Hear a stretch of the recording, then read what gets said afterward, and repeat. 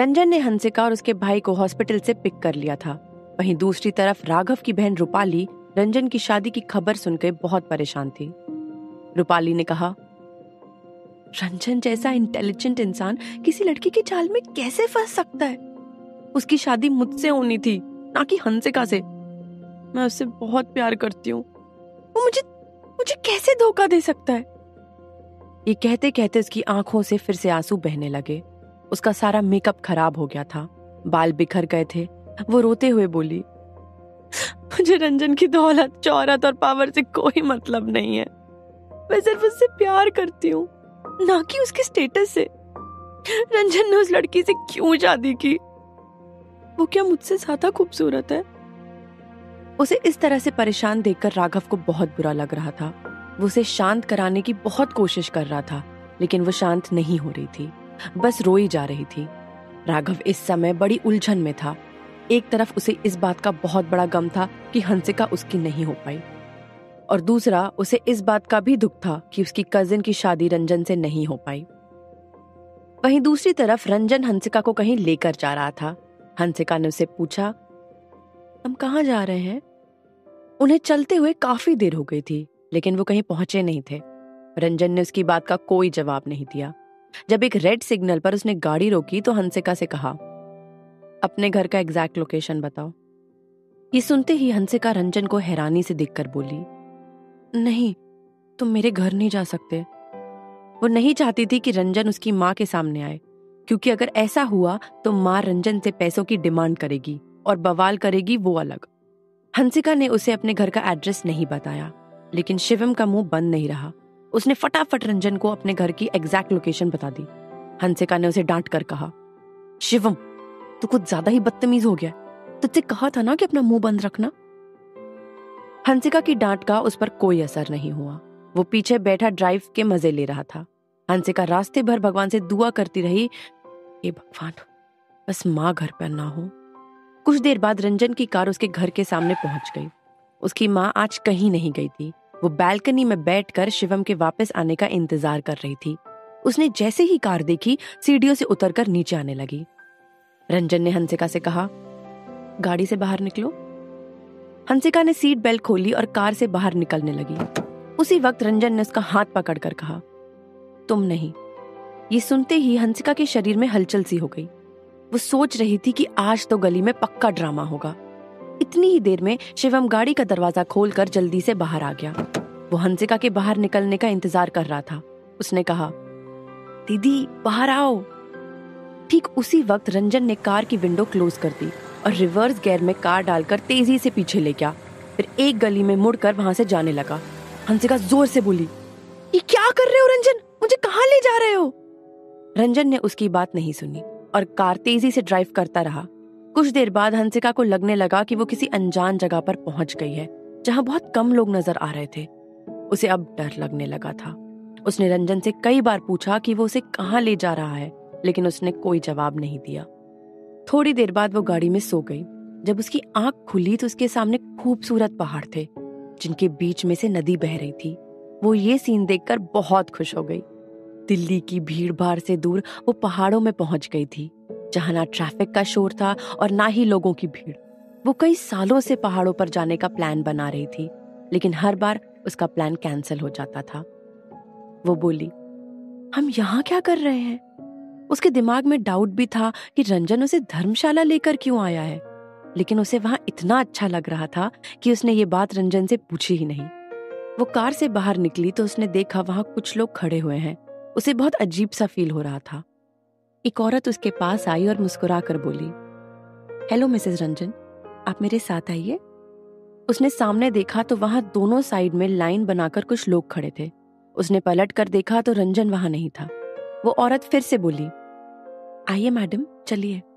वो औरत उसे लकड़ी से बने एक घर में ले गई, जो बाहर से तो बहुत ऑर्डिनरी था, लेकिन अंदर किसी 5 स्टार होटल से कम नहीं था। उसका इंटीरियर बहुत ही शानदार था। हंसिका वहां चारों तरफ देख रही थी। तभी उसकी नजर एक जगह पर जाकर रुक गई। वहां पर एक बहुत ही खूबसूरत पिंक कलर का लहंगा और ज्वेलरी रखी हुई थी। उस औरत ने हंसिका को ड्रेसिंग टेबल के पास ले जाकर कहा, मिसेस रंजन, प्लीज बैठ जाइए। मेकअप आर्टिस्ट उसे देखकर मुस्कुरा रही थी और उसके बैठने का ही इंतजार कर रही थी। मेकअप आर्टिस्ट के साथ वहां पर उसके कई सारे असिस्टेंट्स भी खड़े हुए थे। हंसिका स्टूल पर बैठ गई, लेकिन उसने अभी तक एक भी शब्द नहीं बोला था। उसे समझ नहीं आ रहा था कि ये सब हो क्या रहा है। उसने सोचा कि रंजन उसे वहां प्री वेडिंग फोटोशूट के लिए लाया होगा, लेकिन उसे ये सोचकर अच्छा नहीं लग रहा था कि रंजन ने उसे पहले क्यों नहीं बताया, उससे इस बारे में डिस्कस क्यों नहीं किया। उसे मेकअप कराते कराते आधा दिन बीत गया था। बैठे बैठे उसका शरीर अकड़ गया था। कुछ देर के लिए आंखें बंद करके बैठ गई तो उसे नींद आ गई। जब मेकअप आर्टिस्ट ने उससे कहा, मैम मेकअप कंप्लीट हो गया है, तब उसने अपनी आंखें खोल ली। उसने जब आईने में खुद को देखा तो पहचान ही नहीं पाई। उसे लग रहा था कि उसके सामने उसकी ही जैसी कोई बहुत खूबसूरत लड़की खड़ी हुई है। मेकअप आर्टिस्ट ने कहा, मैम आपकी स्किन बहुत अच्छी है, हमें आपका मेकअप करने में कोई खास मेहनत ही नहीं करनी पड़ी। मेकअप के बाद कपड़े चेंज करने के लिए ले जाया गया। वहीं तब तक लकड़ी के घर के बाहर रंजन बहुत देर से हंसिका का इंतजार कर रहा था। उसे भी नहीं पता था कि मेकअप में इतना टाइम लगता है। वो दरवाजे के सामने इधर उधर तेजी से टहल रहा था। फोटोग्राफर ने कहा, सर आप कहें तो मैं उन्हें जल्दी बाहर आने के लिए कहूं? रंजन का जवाब सुनने से पहले ही फोटोग्राफर दरवाजे तक पहुंच गया था। रंजन ने उसे घूर कर देखा तो वो पीछे हट गया। कुछ देर बाद दरवाजा खुला और रंजन की आंखों के सामने परी के रूप में हंसिका बाहर आई। रंजन उसे देखकर पलके झपकाना तक भूल गया। पिंक लहंगे में हंसिका बहुत ज्यादा खूबसूरत लग रही थी। उसके कर्ली बाल हवा से उड़कर उसके चेहरे से टकरा रहे थे। जैसे जैसे आगे बढ़ रही थी, रंजन की धड़कनें भी बढ़ती जा रही थी। हंसिका बहुत धीरे धीरे बाहर आ रही थी। कुछ देर बाद वो उसके सामने आकर खड़ी हुई। रंजन बोला, बहुत सुंदर लग रही हो। हंसिका हंसकर बोली, सच बोल रहे हो ना? अगर झूठ बोलोगे तो इसका हिसाब भगवान को देना पड़ेगा। वो दोनों कुछ देर तक बिना कुछ बोले एक दूसरे को देखते रहे। फोटोग्राफर ने कहा, आप दोनों बहुत अच्छे लग रहे हो, चलिए अब पिक्चर्स ले लेते हैं। उसकी बात सुनकर वो दोनों आगे बढ़े। हंसिका ने कहा, फोटोशूट क्यों करा रहे हो आप? रंजन ने कहा, क्योंकि आजकल ये सब कराना जरूरी होता है। ये कहकर वो मुस्कुरा दिया। हंसिका सोच रही थी कि ये सब काम तो ऑर्डिनरी लोग कराते हैं। उसे ये नहीं पता था कि हाई प्रोफाइल लोग भी वेडिंग शूट कराते हैं। पहाड़ पर ठंडी हवा चल रही थी। कुछ देर बाद उनका फोटोशूट शुरू हो गया। फोटोग्राफर ने डिफरेंट लोकेशंस पर ले जाकर उनका फोटोशूट किया। अचानक आसमान में काले बादल छा गए। फोटोग्राफर ने अपने सारे इक्विपमेंट्स जल्दी जल्दी पैक कर लिए और बोला, सर लगता है बारिश होने वाली है, उससे बचने के लिए हमें जल्दी से किसी शेल्टर में जाना होगा। कुछ ही देर में पानी की मोटी मोटी बूंदें आसमान से गिरना शुरू हो गईं। सारे लोग दौड़कर आसपास के घरों में जाने लगे। हंसिका भी रंजन के पीछे पीछे जल्दी जल्दी जा रही थी, लेकिन लहंगे की वजह से उसे तेज चलने में परेशानी हो रही थी। रंजन ने पलटकर देखा और उसका हाथ पकड़ लिया। उसका बैलेंस कई बार बिगड़ा, पर रंजन ने उसे हर बार संभाल लिया। कुछ देर बाद ही वो दोनों लकड़ी के एक खाली घर में पहुंच गए। अंदर पहुंचकर रंजन ने दरवाजा बंद कर लिया। सारा माहौल एकदम से बदल गया। हंसिका एक कुर्सी पर बैठकर अपने हाथों से बालों को ठीक करने लगी। उसका खूबसूरत हेयर स्टाइल बारिश ने खराब कर दिया था। रंजन ने जल्दी से दूसरे रूम से टॉवेल लाकर हंसिका को दे दिए। हंसिका ने सर उठाकर उसकी तरफ देखा तो उसके गालों और लाल होठों पर पानी की कुछ बूंदें थी। हंसिका ने टॉवेल उठाया ही था कि रंजन ने उसके हाथ से टॉवेल ले लिया और उसके बालों का पानी साफ करने लगा, लेकिन उसकी नजर हंसिका के होठों पर टिकी हुई थी। इस समय रंजन को वो बहुत ज्यादा खूबसूरत लग रही थी। वो धीरे धीरे अपना चेहरा हंसिका के चेहरे के पास ले जा रहा था। हंसिका का दिल जोरों से धड़क रहा था और रंजन भी आज पहली बार खुद पर कंट्रोल नहीं कर पा रहा था। उसका जो हाथ हंसिका के सर पर पानी पहुंच रहा था वो अब रुक गया था। वो अब हंसिका के बहुत नजदीक आ गया था। वो उसकी सांसों की खुशबू से बहुत बेचैन हो रहा था। दोनों एक दूसरे की आंखों में देख रहे थे। हंसिका की आंखें देखकर ऐसा लग रहा था जैसे उसने कोई नशा कर रखा हो। उसे आज से पहले ऐसा कभी महसूस नहीं हुआ था। उसके मन में घबराहट भी थी, पर उसे बहुत अच्छा भी महसूस हो रहा था। रंजन ने जब दोनों हाथों से उसका चेहरा पकड़ा तो उसकी सांसें और तेज चलने लगी। रंजन भी इस समय खुद को कंट्रोल नहीं कर पा रहा था। उसके होंठ हंसिका के होठों को छूने ही वाले थे कि तभी हंसिका ने अपनी आंखें बंद कर ली। लेकिन ठीक उसी वक्त उसके फोन की रिंगटोन बज गई, जिसे सुनकर उसने तुरंत आंख खोल दी और जल्दी से टेबल पर रखे फोन को उठाने के लिए अपना हाथ आगे बढ़ाया। उसके फोन ने रोमांटिक माहौल पूरा खराब कर दिया था। रंजन का चेहरा बता रहा था कि उसका दिमाग खराब हो गया था। हंसिका ने फोन उठाकर उसकी तरफ देखा और फिर कॉल अटेंड किया। दूसरी तरफ से कामनी बोल रही थी। वो बहुत घबराई हुई सी लग रही थी। वो बोली, हंसिका, हंसिका कहाँ है तू? तू जल्दी से घर आ जा। उसे ऐसा लग रहा था जैसे वो रो रही है। हंसिका घबरा कर बोली, माँ, क्या हुआ माँ? आप परेशान क्यों हो? शिवम तो ठीक है ना? कामनी ने कहा, अरे बेटा, कुछ लोग हमारे घर में घुसकर हमें परेशान कर रहे हैं, बस तू जल्दी से घर आ जा। वो बहुत जोर से बोल रही थी। फोन स्पीकर पर किए बिना ही उसकी आवाज साफ साफ बाहर सुनाई दे रही थी। वो आगे बोली, तू अपने पति को भी बोल दे कि वो भी यहाँ जल्दी से आ जाए, अरे वरना ये लोग हमें पीट पीट कर मार देंगे। हंसिका ने जल्दी से कहा, ठीक है माँ, मैं उन्हें बोल दूंगी, लेकिन हमें पहुंचने में काफी टाइम लग जाएगा। हम लोग अभी बहुत दूर हैं। उन लोगों से कहो हमारा इंतजार करें। ये कहकर वो रंजन की तरफ देखने लगी।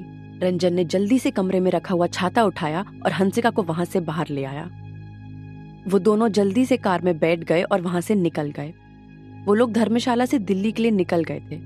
हंसिका जैसे ही अपने घर पहुंची, उसने देखा कि कुछ लोग सोफे पर बैठे हुए थे। उन्होंने काले कपड़े पहने हुए थे। उनकी आंखों पर काले चश्मे भी थे और मुंह में सिगरेट थी। फर्श पर बहुत सी जली हुई सिगरेट पड़ी हुई थी।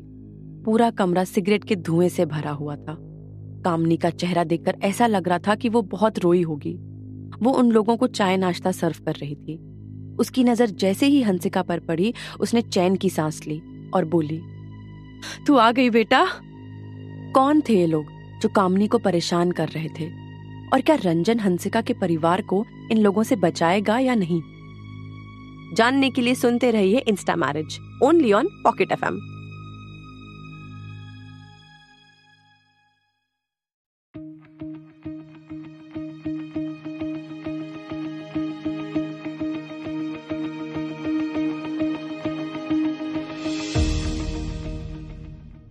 रंजन हंसिका को फोटोशूट के लिए धर्मशाला लेकर गया था। वहां हंसिका को माँ का कॉल आया। उन्होंने कहा कि कुछ लोग उन्हें परेशान कर रहे हैं, वो जल्दी से अपने पति के साथ घर आ जाए। हंसिका जैसे ही घर में घुसी, कामनी उसे देखकर खुश हो गई। वो बोली, बेटी तू आ गई। उन्होंने अपने हाथ में पकड़े हुए 2 कप्स टेबल पर रख दिए। वो दौड़कर उसके पास गई और गले लगा लिया। उनकी आंखों से आंसू बहने लगे। हंसिका अपनी माँ की पीठ सहलाकर उन्हें दिलासा दे रही थी। तभी उनमें से एक आदमी बोला, चलो चलो, बहुत हो गया तुम दोनों का मिलाप। यही तेरी बेटी है ना, जिसकी शादी किसी बहुत अमीर आदमी से हुई है? ये कहकर वो सोफे से उठकर खड़ा हो गया।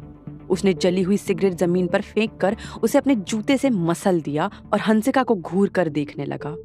हंसिका ने भी उस आदमी को घूर कर देखा और अपनी माँ को कसकर गले लगा लिया। वो समझ गई थी कि वो लोग पैसे मांगने आए होंगे। उसने उस आदमी को कोई जवाब नहीं दिया। वो कामनी से बोली, माँ ये सब कौन है और यहाँ क्यों आए हैं? कामनी ने उसे कोई जवाब नहीं दिया। वो बस रोई जा रही थी। उस आदमी से ये सहन नहीं हो रहा था कि हंसिका उसकी बात का जवाब नहीं दे रही है। वो बोला, तुझे सुनाई नहीं दे रहा है क्या? मैं तुझसे बात कर रहा हूँ। ये कहकर उसने जोर से टेबल पर हाथ मारा तो उस पर रखे कप्स नीचे गिर गए। उसके उठते ही उसके साथ आए सब लोग खड़े हो गए। तेज आवाज सुनकर रंजन भी घर के अंदर आ गया। उसने देखा कि जमीन पर कप्स टूटे पड़े थे और हंसिका उस आदमी के तेज बोलने की वजह से डर गई थी।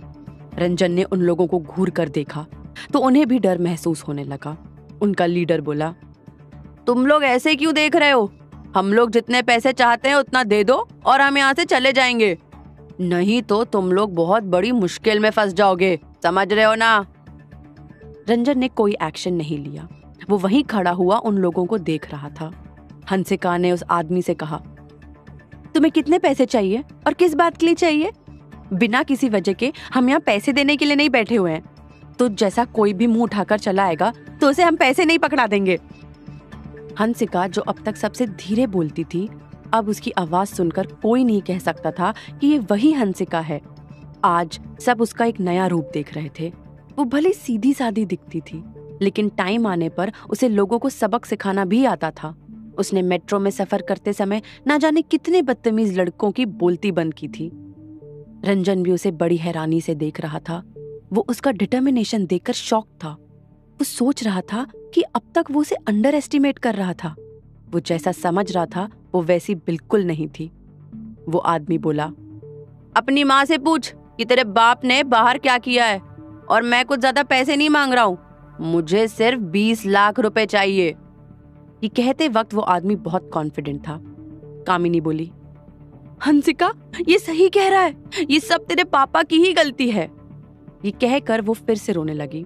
वो रोते रोते बोली, उन्होंने बहुत शराब पी थी और जुआ खेलने के लिए इन लोगों से 20 लाख रुपए उधार लिए थे, और सारा पैसा वो जुए में ही हार गए।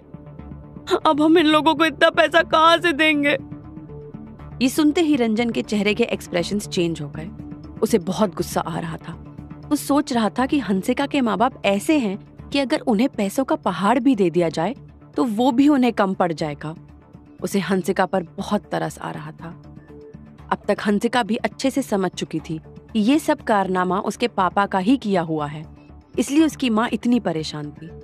वो सोच रही थी कि अभी थोड़े बहुत पैसों का इंतजाम करके वो उस आदमी को दे देगी और बाकी का पैसा वो जॉब करके देती रहेगी। लेकिन 20 लाख रुपए बहुत बड़ी रकम थी। वो इस प्रॉब्लम का सलूशन सोच ही रही थी कि तब तक कामनी रंजन के पैरों में गिरकर बोली, बेटा रंजन, हमारी मदद कर दो, मैं तुमसे हाथ जोड़कर भीख मांग रही हूँ। रंजन उससे 2 कदम पीछे हट गया। ये सीन देखकर हंसिका बहुत उदास हो गई। उसे देखकर लग रहा था कि कुछ ही देर में उसकी आंखों से आंसू बहने लगेंगे। वहीं कामिनी ने आगे बढ़कर रंजन के पैर पकड़ लिए। रंजन को भी समझ नहीं आ रहा था कि वो इस सिचुएशन में करे तो करे क्या। हंसिका उसे देख रही थी। वो माँ को रंजन से पैसों की भीख मांगने से रोकना चाहती थी। रंजन उसके माँ बाप को पसंद नहीं करता था, लेकिन वो थे तो उसके माँ बाप ही। वो जैसे भी थे, था तो उसके वाइफ का परिवार। अगर वो इस वक्त उनकी मदद नहीं करेगा तो इससे हंसिका के सामने उसकी इमेज खराब हो जाएगी। वो उसे पत्थर दिल समझने लगेगी। यही सब सोचकर वो बोला, कितना पैसा बोला था? ये सुनते ही कामनी की आंखों में चमक आ गई। वो जल्दी से बोली, बेटा 20 लाख। कामनी अब बहुत एक्साइटेड दिख रही थी। उसने कसकर रंजन का हाथ पकड़ लिया, लेकिन रंजन ने अपना हाथ उससे छुड़ा लिया। उसने अपना फोन निकाला और अपने ड्राइवर को कॉल किया। हंसिका बोली, माँ तुम ऐसा नहीं कर सकती। उसे बहुत बुरा लग रहा था। वो नहीं चाहती थी कि रंजन इस मामले में पड़े और पैसों से उसके परिवार की मदद करे। वो जानती थी कि उसकी माँ नए नए बहाने बनाकर रंजन से बार बार पैसे मांगेगी। वहीं रंजन ने उस आदमी से कहा, थोड़ी देर में 20 लाख रुपए पहुंच जाएंगे। ये सुनकर वो आदमी उसे घूर कर बोला, थोड़ी देर मतलब कितनी देर? उसे शक हो रहा था कि रंजन कहीं कोई चाल तो नहीं चल रहा है। रंजन ने कहा, मेरा असिस्टेंट थोड़ी देर में पैसे लेकर आता होगा। 10 मिनट बाद ही सुशील हंसिका के घर के बाहर पहुंच गया। उसने बाहर से आवाज लगाई, रंजन सर। रंजन ने उसे कोई जवाब नहीं दिया, बल्कि हंसिका की तरफ देखा और सर हिलाकर कोई इशारा किया। कमरे में खड़े सारे गुंडे भी एकदम से अलर्ट हो गए। कुछ देर में हंसिका ने अपने घर का दरवाजा खोला। सुशील ने सोचा था कि रंजन बाहर आएंगे, लेकिन बाहर आई थी हंसिका।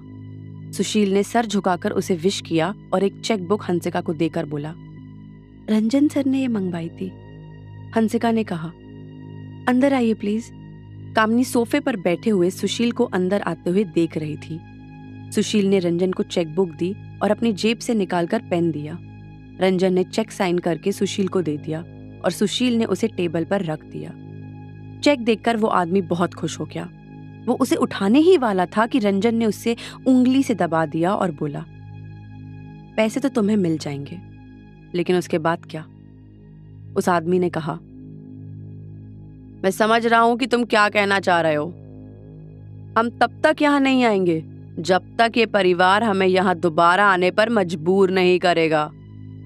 ये कहकर उसने चेक उठाया और अपनी जेब में रखकर अपने आदमियों के साथ वहां से चला गया। हंसिका सोफे पर बैठ गई थी। वो उन आदमियों को जाते हुए देख रही थी। वो अभी भी बहुत डरी हुई थी। वो जानती थी उसका परिवार उसके लिए नई नई मुसीबतें पैदा करता रहता है, लेकिन उसे ये बिल्कुल अच्छा नहीं लग रहा था कि आज रंजन के सामने ये सब ड्रामा हुआ। उसे बहुत शर्म आ रही थी, लेकिन उसकी माँ अब मुस्कुरा रही थी। उन्हें लग रहा था कि रंजन जैसा दामाद मिलने से उनकी लॉटरी लग गई। वो सोच रही थी कि रंजन ने इतनी बड़ी रकम 1 मिनट में दे दी। इतने पैसे कमाने में तो लोगों की जिंदगी निकल जाती है। उसने अब अपने फ्यूचर की कोई चिंता नहीं की थी, क्योंकि उसके पास अब रंजन जैसी नोटों से भरी तिजोरी जो आ गई थी। वो बोली, रंजन बेटा, तुम बैठ जाओ।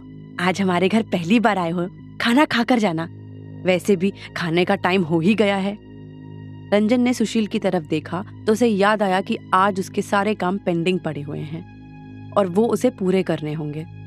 उसने कहा, नहीं, अभी खाना नहीं खा सकते, मुझे कुछ काम निपटाने हैं। लेकिन कामनी नहीं मानी। वो उसके पीछे पड़ गई। उसने रंजन से कहा, ये सुशील है ना, ये कंपनी का काम देख लेगा, आप यहीं रुक जाइए। उनकी जिद के आगे रंजन को उनकी बात माननी ही पड़ी। कामनी ने शिवम से कहा, शिवम, तू अपने जीजा जी के साथ यहाँ बैठकर बातें कर, मैं हंसिका के साथ खाने की तैयारी कर लेती हूँ जल्दी। ये बोलकर वो हंसिका को अपने साथ किचन में ले गई। वो खाना बनाने के साथ साथ उससे बातें भी कर रही थी। हंसिका ने चाकू से जल्दी जल्दी सब्जियां काटना शुरू कर दी। वो आंखें तिरछी करके बार बार कामनी को भी देखती जा रही थी। वो उनके जोश की वजह अच्छे से जानती थी। वो अच्छे से इस बात को समझ रही थी कि कामनी रंजन को खुश करके अपने लिए आगे का रास्ता बना रही है। उसने अपना गला साफ करके कहा, माँ, आज जो हो गया सो हो गया, लेकिन अब आप ये दोबारा कभी रंजन से पैसे मत मांगना। ये सुनकर कामनी को गुस्सा आ गया। उन्होंने आटा गूंथते हुए उसकी तरफ देखकर कहा, बेवकूफों वाली बातें मत कर। तू अभी छोटी है तो तुझे पता नहीं है कि रिश्तों का इस्तेमाल कैसे किया जाता है। ये हमारे घर की किस्मत है कि रंजन जैसा इंसान हमारे परिवार का हिस्सा बन गया है। उसने रंजन को लेकर बहुत से प्लान सोचे हुए थे। वो नहीं चाहती थी कि हंसिका उसके इरादों पर पानी फेर दे। कामनी ने सबसे पहले फ्रूट्स काटकर रंजन के पास पहुंचा दिए। उसके बाद जब खाना बन गया तो रंजन और शिवम को डाइनिंग टेबल पर आने को कहा। डाइनिंग टेबल पर वो चारों एक दूसरे के आमने सामने बैठे हुए थे। रंजन को इस तरह का खाना खाने की आदत नहीं थी। उसके लिए घर पर शेफ खाना बनाते थे। उसने एक नजर सारे खाने पर दौड़ाई और उसके बाद दाल मखनी का बाउल उठा लिया। उसने 1-2 चम्मच दाल पी ही थी कि कामनी ने उससे पूछा, बेटा, तुम तो हमारे हालात तो जानते ही हो। हमारे पास शादी में खर्च करने के लिए कुछ भी नहीं है। वैसे बेटा, सगाई में तुम कितना खर्च करने वाले हो? मेरा मतलब है, लड़की के घर वालों के लिए क्या क्या गिफ्ट्स दोगे? गिफ्ट्स का नाम सुनते ही शिवम के चेहरे पर भी मुस्कान आ गई। लेकिन कामनी के इस सवाल से हंसिका को बड़ी शर्मिंदगी महसूस हो रही थी। उसे जिस बात का डर था वही कामनी ने कर दी थी। कामनी के इस सवाल पर जब रंजन ने कोई जवाब नहीं दिया तो कमरे में सन्नाटा छा गया। कुछ देर बाद रंजन ने कहा, मैंने सगाई में आप लोगों को देने के लिए गिफ्ट्स के बारे में सोच रखा है। साउथ दिल्ली में एक विला, 2 ऑडी कार्स और करीब 10 करोड़ की ज्वेलरी। मम्मी जी, इतना ठीक रहेगा ना? ये सुनते ही कामनी के चेहरे पर रौनक आ गई। वो उनकी कीमत का अंदाजा लगाने लगी। वो सोच रही थी, बंगला, गाड़ी के साथ साथ इतना सोना चांदी, हीरे जवाहरात मिलेंगे तो हमारी जिंदगी तो शाही बन जाएगी। वो रंजन की प्लेट में कुछ सब्जी डालने लगी तो रंजन ने मना कर दिया। वो बोला, नहीं, बस मेरा हो गया है। एक्चुअली मुझे कुछ खास भूख नहीं थी। वो तो आपने इतनी जिद की तो मैंने हाँ कर दी। कामनी ने कहा, अरे ये तो कोई बात नहीं होती बेटा, इसे अपना ही घर समझो। बेझिझक जितना मन करे उतना खाओ। मेरी बेटी बहुत खुशकिस्मत है कि उसे तुम्हारे जैसा पति मिला। कुछ देर बाद रंजन ने कहा, मम्मी जी, एक बात तो मैं आपको बताना भूल ही गया। सगाई में मैं जो भी गिफ्ट दूंगा वो सब हंसिका को ही दूंगा, ताकि वो जब भी उन्हें देखे उसे इस बात का एहसास हो कि मैं उससे कितना प्यार करता हूँ। उसकी ये बात हंसिका के दिल को छू गई। उसे उसके मुंह से ये सुनकर बहुत अच्छा लगा कि वो उससे प्यार करता है। उसके दिल की धड़कन बढ़ गई थी। वो अपना सर नीचे झुकाकर मुस्कुराने लगी। लेकिन इस बात ने कामनी का दिल तोड़ दिया था। कुछ देर पहले वो जो सपने देख रही थी वो रंजन ने दूसरे ही पल में तोड़ दिए थे। उनके चेहरे पर अचानक से उदासी आ गई। रंजन उसके चेहरे के एक्सप्रेशंस देखकर मुस्कुरा रहा था। अब कामनी रंजन से पैसे निकालने के लिए क्या प्लान बनाएगी? जानने के लिए सुनते रहिए Insta marriage, only on pocket FM.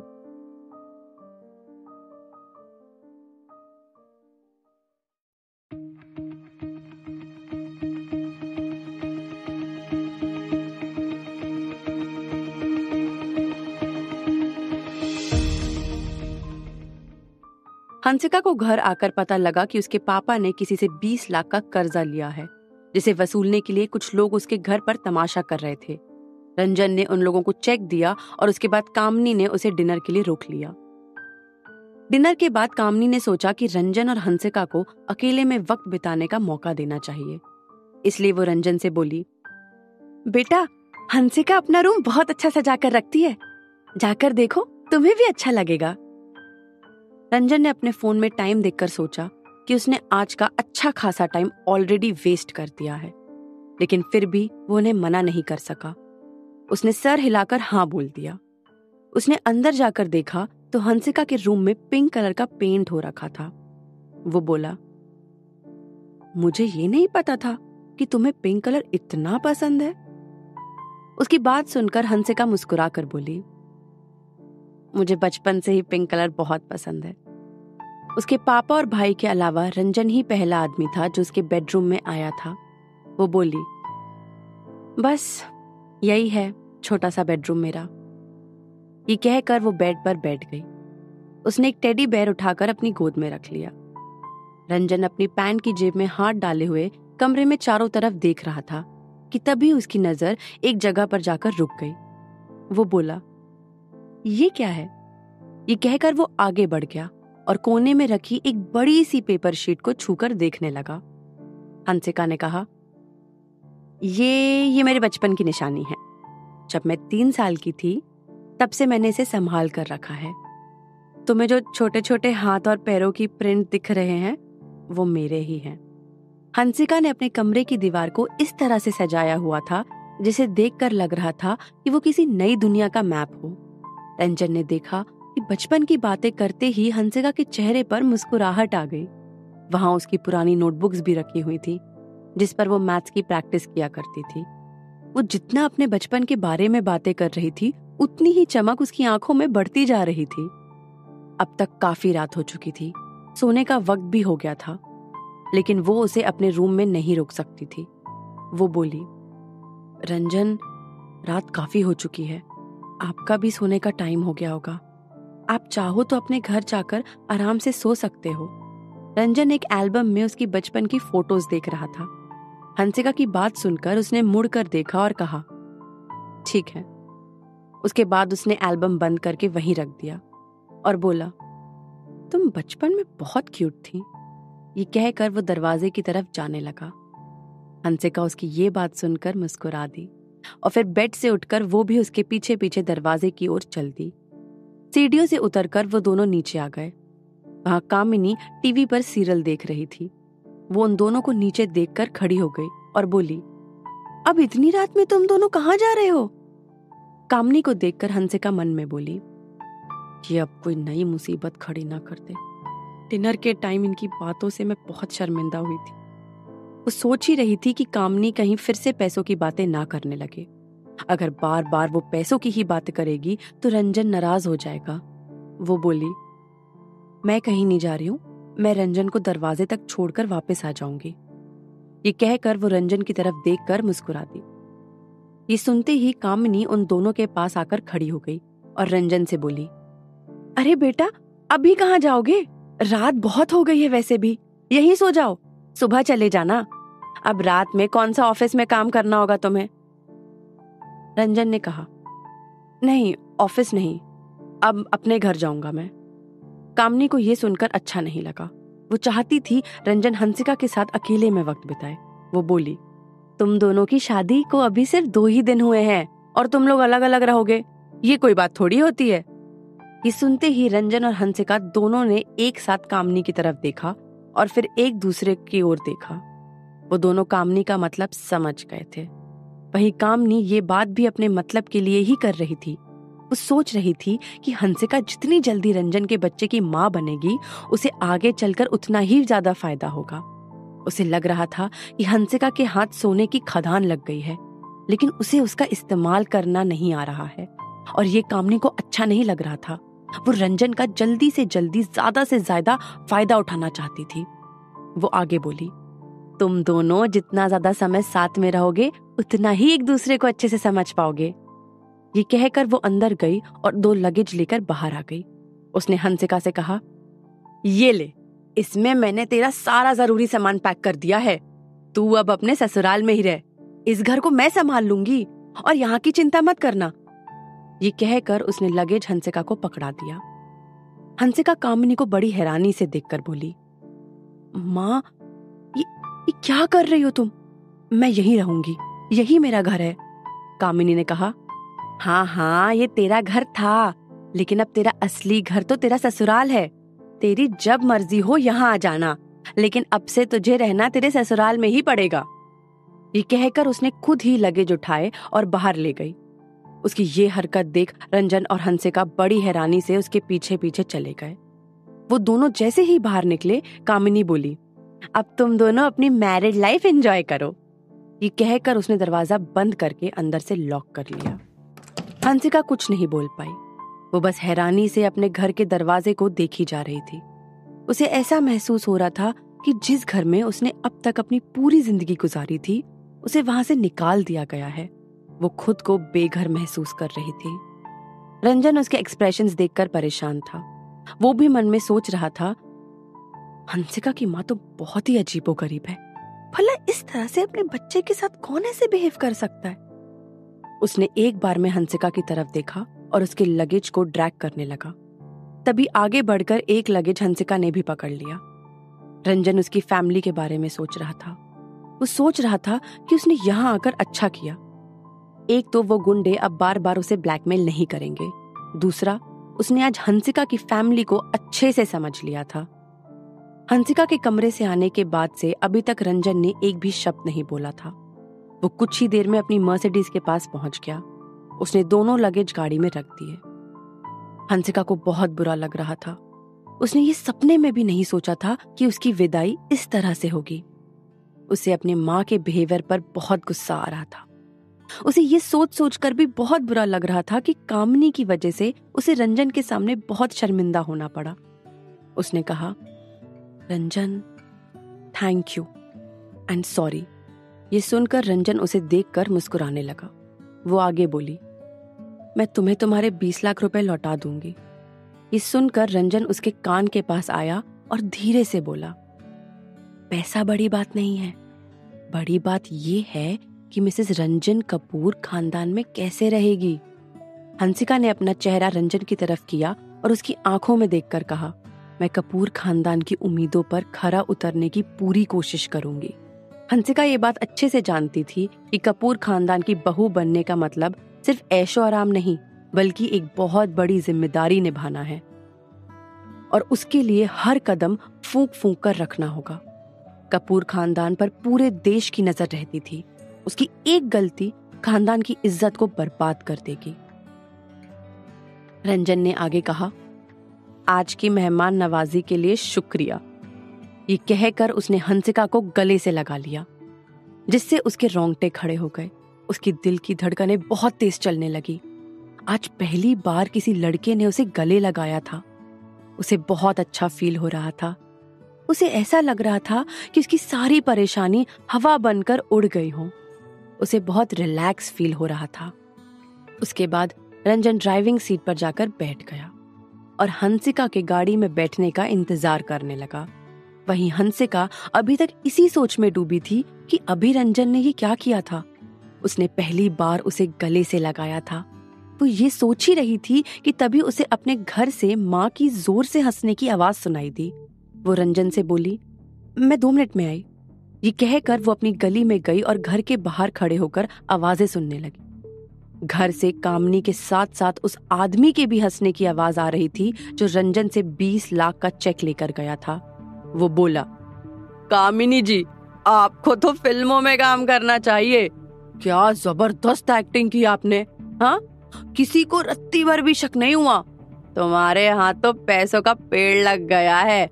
जब भी जरूरत हो पेड़ को हिलाकर पैसे नीचे गिरा लेना। कामिनी हंसकर बोली, 20 लाख तो रंजन के लिए 20 रुपए के बराबर हैं। देखते जाओ अभी मैं उससे क्या क्या वसूल करूंगी। ये सुनकर हंसिका का दिल जोरों से धड़क गया। अब उसे समझ में आया कि आज जो भी कुछ हुआ वो सब कामिनी का प्लान था रंजन से पैसे लेने का। उसे ये पता था कि उसकी माँ लालची है, लेकिन ये नहीं पता था कि वो पैसों के लिए इतना नीचे गिर जाएगी। उसकी आंखों से आंसू बहने लगे। उसे लग रहा था कि उसकी शादी रंजन से नहीं होनी चाहिए थी। उसकी माँ ने रंजन को बहुत बड़ा धोखा दिया था। वो नहीं चाहती थी कि उसकी माँ आगे भी ऐसा कुछ करे। वो वहां नहीं रुकना चाहती थी। उसे ये सोचकर बहुत बुरा लग रहा था कि रंजन ने उसकी मदद इसलिए की क्योंकि उसे प्रॉब्लम जेन्युइन लग रही थी। अगर उसे पता लगा कि उसे झूठ बोलकर लूटा गया है तो उसे बहुत बुरा लगेगा, और वो वहीं दीवार से टिककर रोने लगी। धर्मशाला में जब कामिनी ने उसे फोन किया था तब वो रो रही थी, बहुत परेशान लग रही थी। इसलिए वो जल्दी से घर पहुंच गई। उसे लग रहा था कि घर पर कोई बहुत बड़ी मुसीबत आ गई है। उसे इस बात का जरा भी एहसास नहीं था कि कामिनी ने कोई गेम प्लान किया हुआ था। वो ये तो जानती थी कि उसके पापा को जुए की आदत है, जिसकी वजह से वो कई बार उधार लेकर फंस चुके थे, लेकिन आज तक इतना बड़ा कर्जा उन्होंने कभी भी नहीं लिया था। पर कामिनी जिस तरह से एक्टिंग कर रही थी उसे उस पर विश्वास करना ही पड़ा। वो बाहर से उन लोगों की आवाजें सुन रही थी। वो अंदर जाकर कामिनी से इस बारे में बात करना चाहती थी, लेकिन उसकी हिम्मत ही नहीं पड़ी। उसने एक बार दरवाजे को खोलने के लिए उसका हैंडल भी पकड़ लिया था, पर उसने फिर अपना हाथ हटा लिया। वो सोच रही थी, माँ से बात करने से कुछ हासिल नहीं होगा, बल्कि मेरा दिमाग और खराब हो जाएगा। उसने एक लंबी सांस ली और अपने आंसुओं को पोंछकर कार की तरफ चल दी। उसे दूर तक कामिनी और उस आदमी के हंसने की आवाजें सुनाई दे रही थी। अचानक से उसे ऐसा महसूस होने लगा कि वो आगे नहीं बढ़ पा रही है। वो एक दीवार से टिक गई और रोने लगी। वो खुद को बहुत लूटा हुआ महसूस कर रही थी। उसे ऐसा लग रहा था कि उसका इस दुनिया में कोई नहीं है। एक घर था उसके पास, अब वो भी उसका नहीं रहा, और माँ जिसे उसे सपोर्ट करना चाहिए था वो उसके पति को लूटने में लगी हुई थी।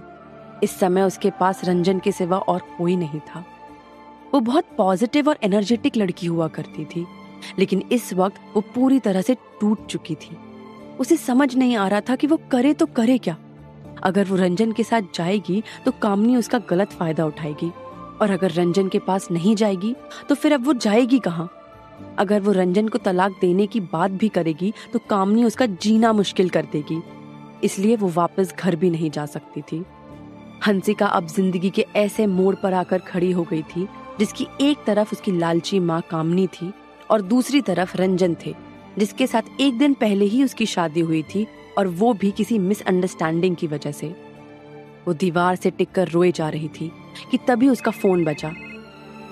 ये रंजन का कॉल था। वो काफी देर से उसका गाड़ी में इंतजार कर रहा था। वो कई बार उसे कॉल कर चुका था, पर हंसिका उसका कॉल उठा ही नहीं रही थी। वो बस रोए जा रही थी। अब क्या करेगी हंसिका? क्या वो रंजन के पास जाएगी या अपने घर वापस चली जाएगी या फिर कहीं और ही चली जाएगी? जानने के लिए सुनते रहिए Insta marriage, only on pocket FM.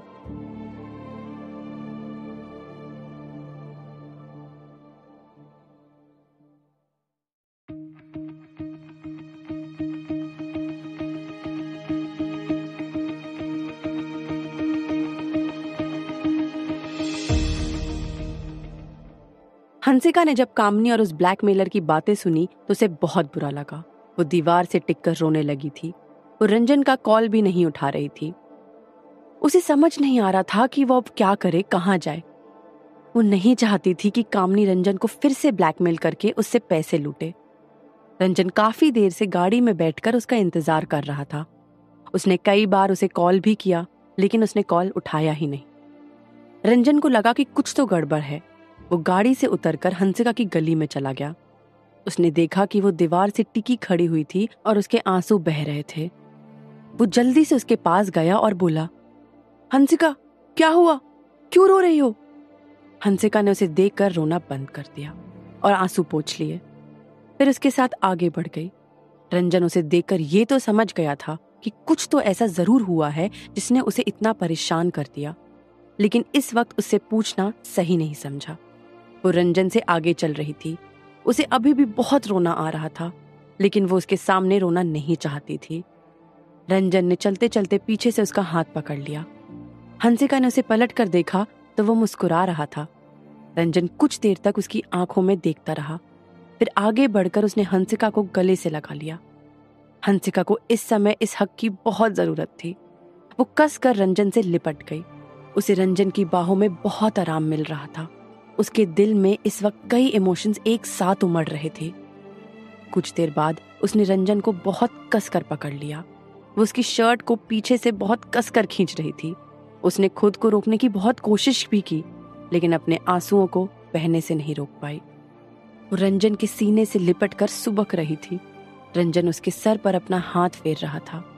कुछ देर तक वो दोनों ऐसे ही खड़े रहे। हंसिका ने जब रो रो कर अपने दिल का सारा गुब्बार निकाल दिया तो उसने रोना बंद कर दिया। वो झिझकते हुए उससे बहुत धीरे से बोली, मैंने तुम्हारी शर्ट खराब कर दी। रंजन ने उसे खुद से अलग किया और उसकी आंखों में देखकर बोला, चलो अब चलते हैं। उसने कार का दरवाजा खोला तो हंसिका अंदर बैठ गई। उसके बाद रंजन ड्राइविंग सीट पर आकर बैठ गया। हंसिका ने पूछा, हम कहाँ जा रहे हैं? रंजन ने उससे कहा, घर। घर शब्द सुनकर हंसिका को बहुत अच्छा लगा। उसे लग रहा था कि उसका अपना घर छूट गया है, लेकिन उसे एक नया घर मिल गया है। उसके बाद रंजन ने गाड़ी स्टार्ट की और वो वहां से चल दिए। रास्ते में दोनों के बीच कोई खास बातचीत नहीं हुई। कुछ समय बाद कार रंजन के विला के बाहर आकर रुक गई। विला का गेट खुला और कार मैंशन के पास जाकर रुक गई। रंजन ने कार की डिग्गी में से हंसिका का लगेज बाहर निकाला, जिसे एक नौकर अंदर ले आया। हंसिका रंजन से बोली, मैं 1-2 दिन में कहीं किराए पर घर ले लूंगी। रंजन ने उसकी आंखों में देखकर कहा, उसकी कोई जरूरत नहीं है, आज से यही तुम्हारा घर है। ये सुनकर हंसिका उसकी तरफ देखने लगी। वो जानती थी कि लीगली वो दोनों हस्बैंड वाइफ जरूर हैं, लेकिन फिर भी उसे वहां रहना सही नहीं लग रहा था। रंजन ने कहा, हंसिका, तुम्हारे मन में जो भी बातें चल रही हैं उन पर ध्यान देना अब बंद कर दो। हम दोनों हस्बैंड वाइफ हैं, इसलिए ये घर भी तुम्हारा हुआ। इसमें सोचने वाली कोई बात नहीं है। उसने सब कुछ क्लियर कर दिया था, लेकिन फिर भी हंसिका का मन वहां रहने का नहीं कर रहा था। वो रंजन से अपनी बात कहना चाहती थी, लेकिन उसे पता था कि वो उसकी कोई बात नहीं सुनेगा, इसलिए उसने आगे कुछ नहीं कहा। रंजन ने देखा कि वो कुछ कहना चाह रही है पर कह नहीं पा रही, तो उसने कहा, तुम्हें ना कोई प्रेशर लेने की जरूरत है और ना ही कुछ सोचने की जरूरत है। तुम यहाँ आराम से रहो, यहाँ तुम्हें कोई कुछ नहीं कहेगा। उसकी बात सुनकर हंसिका को अच्छा लगा। उसने मुस्कुराकर अपना सर हिला दिया और उसका हाथ पकड़कर अंदर चली गई। अंदर पहुंचते ही उसने सावित्री की आवाज सुनी, साहब और मैडम आ गए। वो जल्दी से उन दोनों के पास आई और बोली, आप लोगों ने कुछ खाया कि नहीं? हंसिका ने कहा, सावित्री, आप कैसे हो? उसने जवाब दिया, मैं ठीक हूं मैडम, आप लोग फ्रेश हो जाइए, डिनर बस तैयार होने ही वाला है। ये कहकर वो किचन की तरफ चली गई। उन दोनों को देखकर सावित्री बहुत खुश हो गई थी। रंजन ने सावित्री से कुछ नहीं कहा, बल्कि दूसरे नौकर से कहा, रूम की सफाई करके मैडम का सामान उसमें रख देना। ये सुनते ही उस नौकरानी ने जल्दी से हंसिका का लगेज उठाया और ऊपर ले गई। हंसिका के मन में रंजन से कहने के लिए बहुत सारी बातें थी, लेकिन उसने सिर्फ एक ही शब्द कहा, थैंक यू। इस पर रंजन ने कहा, तुम्हें थैंक यू कहने की कोई जरूरत नहीं है। हम लोग हस्बैंड वाइफ है। Accept it as soon as possible, okay? ये कहकर वो मुस्कुरा दिया और हंसिका ने अपना सर झुका लिया। रंजन आगे बोला, परेशान मत हो, मैं तुम्हें किसी भी बात के लिए कभी फोर्स नहीं करूंगा। पुरानी बातें भूल जाओ और खुश रहो। ये सुनकर हंसिका मुस्कुरा दी। थोड़ी देर बाद वो मेड नीचे आकर बोली, मैडम, आपका रूम रेडी है, आपका सारा सामान भी लगा दिया है, आपको किसी भी चीज की जरूरत हो तो मुझे बस बता दीजिएगा। मेड की बात पूरी होने के बाद रंजन ने कहा, जाओ जाकर अपना रूम देख लो, कुछ पसंद ना आए तो बता देना, ये चेंजेस कर देगी। हंसिका ने कहा, ठीक ही होगा, देखना क्या है। ये सुनकर रंजन उसकी तरफ मुस्कुराकर देखने लगा तो वो बोली, आप सही कह रहे हो, मुझे रूम देख लेना चाहिए। ये कहकर वो मेड के साथ ऊपर चली गई। उसने देखा कि रूम बहुत साफ सुथरा था। ये उसके रूम से करीब 3 गुना बड़ा था। फ्लोर पर कारपेट बिछा हुआ था, विंडो पर खूबसूरत पर्दे लगे हुए थे। रूम में हर चीज सही सलीके से रखी हुई थी। बेड के सामने एक बड़ा सा टीवी लगा हुआ था। कबर्ड में उसके कपड़े बहुत सलीके से लगा दिए थे। वो मेड से बोली, परफेक्ट, सब कुछ बहुत अच्छा है, थैंक यू। ये सुनकर मेड मुस्कुराकर बोली, मैडम, मैंने रूम को ठीक करने की पूरी कोशिश की है। अगर आपको कोई और चेंजेस कराने हो तो प्लीज बता दीजिएगा। सावित्री जी डिनर बना रही हैं, जब तैयार हो जाएगा तो मैं आपको इन्फॉर्म कर दूंगी। हंसिका ने कहा, तुम लोग प्लीज मुझे इस तरह से मैडम मैडम करके बात मत करो, मैं भी तुम्हारे जैसी ही हूँ, मुझे मेरे नाम से बुलाया करो। हंसिका की बात सुनकर मेड ने मुस्कुरा कर कहा, ओके मैडम, और वहां से चली गई। मेड के मुंह से फिर से मैडम सुनकर हंसिका उसे देखती रह गई। उसके जाने के बाद उसने रूम का दरवाजा बंद कर लिया। वह रूम में टहलते हुए उसका एक कोना कोना देख रही थी। उसे रूम बहुत अच्छा लगा था। कुछ देर बाद वो बेड पर लेट गई और सीलिंग को देखते हुए बोली, तो आज से ये मेरा रूम है। वहीं दूसरी तरफ रंजन सुशील से फोन पर बात कर रहा था। वो आज के दिन कोई काम नहीं कर पाया था, इसलिए अपने असिस्टेंट से डिस्कस कर रहा था। डिनर के बाद वो दोनों थोड़ी देर तक गार्डन में वॉक करते रहे। उसके बाद अपने अपने कमरों में सोने चले गए। हंसिका को नए रूम में बहुत अच्छी नींद आई थी। ये रूम उसके पहले वाले रूम से भी बहुत अच्छा था, लेकिन उसके पुराने रूम के साथ उसकी बचपन की यादें जुड़ी थी। नया कमरा भले ही लग्जरियस था, लेकिन उसमें वो फील नहीं था। दूसरे दिन सुबह उसकी आंख जल्दी खुल गई। उसे उस कमरे में बड़ा अजीब सा लग रहा था, लेकिन उसे अब रहना तो वहीं था। उसने सावित्री से रंजन के बारे में पूछा तो उसने कहा, गुड मॉर्निंग मैडम, सर तो ऑफिस चले गए हैं। कुछ देर बाद उसने ब्रेकफास्ट किया, लेकिन उसके बाद उसके पास कुछ करने को नहीं था, इसलिए वो लिविंग रूम में चली गई और टीवी ऑन कर कर सोफे के सामने बैठ गई। वो रिमोट से चैनल बदल ही रही थी कि तभी एक न्यूज चैनल पर रुक गई। पहले तो उसे लगा कि उसे कोई गलतफहमी हो रही है, लेकिन जब उसने 1-2 मिनट तक देखा तो उसे यकीन नहीं आया कि वो रंजन ही है। शुरू में तो उसने सोचा था कि रंजन जैसे दिखने वाला कोई इंसान होगा। वो उस न्यूज को ध्यान से देखने लगी तो उसे पता चला कि रंजन की कंपनी को किसी बड़े प्रोजेक्ट का कॉन्ट्रैक्ट मिला है, इसलिए वो न्यूज में आ रहा था। उसका इंटरव्यू चल रहा था। उसने ग्रे सूट पहना हुआ था और उसके सामने इंडिया का सबसे पॉपुलर जर्नलिस्ट भास्कर बैठा हुआ था। वो बड़े ध्यान से न्यूज देख रही थी कि तभी उसके फोन पर किसी का कॉल आया। उसने फोन उठाकर देखा तो राघव उसे कॉल कर रहा था। हंसिका ने कॉल उठाकर कहा, हाँ राघव बोलो। राघव बोला, हंसिका तुम इस वक्त कहाँ हो? ये सवाल सुनते ही हंसिका एक पल को झिझक गई। उसने कहा, घर पर। राघव को ये नहीं पता था कि हंसिका रंजन के घर शिफ्ट हो गई है। वो सोच रहा था कि वो अपने घर पर ही होगी। वो बोला, हंसिका अगर तुम्हारे पास टाइम हो तो तुम थोड़ी देर के लिए मुझसे कहीं मिल सकती हो। हंसिका सोचने लगी कि उन दोनों के बीच ऐसा कुछ नहीं है जिसके लिए वो उससे मिलने जाए, और वैसे भी वो उसे भूल चुकी थी। अगर वो रंजन के ऑफिस में नहीं मिला होता तो राघव का कभी उसे ख्याल तक नहीं आता, लेकिन वो उससे मिलने के लिए साफ मना भी नहीं कर सकती थी। इसलिए उसने कहा, राघव अगर तुम्हें कोई बात बतानी है तो कॉल पर भी बता सकते हो। राघव ने लंबी सांस लेकर कहा, नहीं हंसिका, मैं तुम्हें वो फोन पर नहीं बता सकता। उसके लिए मुझे तुमसे मिलना ही पड़ेगा। अगर एक कॉलेज टाइम की बात होती तो हंसिका उससे मिलने चली जाती, लेकिन अब ये पॉसिबल नहीं था। अब उसकी जिंदगी में रंजन था, इसलिए किसी और से मिलने का कोई सवाल ही नहीं उठता था। राघव भी जानता था कि वो क्या जवाब देगी, इसलिए उसके कुछ कहने से ही पहले वो बोला, सुनो सुनो हंसिका, कुछ गलत मत सोचो प्लीज। मुझे तुमसे कोई पर्सनल बात नहीं करनी है, मुझे रंजन के बारे में बात करनी है। ये सुनकर हंसिका सोचने लगी कि उसे रंजन के बारे में ऐसी कौन सी बात करनी है जो वो फोन पर नहीं कर सकता। कुछ देर बाद उसके फोन पर राघव ने एक एड्रेस भेज दिया। ये उस कॉफी शॉप का एड्रेस था जहां कॉलेज के दिनों में वो फ्रेंड्स के साथ जाया करती थी। उसने मन में सोचा, ये शायद कोइंसिडेंस होगा या फिर रोमी ने राघव को इसके बारे में बताया होगा। कॉलेज के शुरुआती दिनों में जब हंसिका के उसके साथ अच्छे रिलेशंस थे, तब वो कई बार उसके साथ वहां गई थी।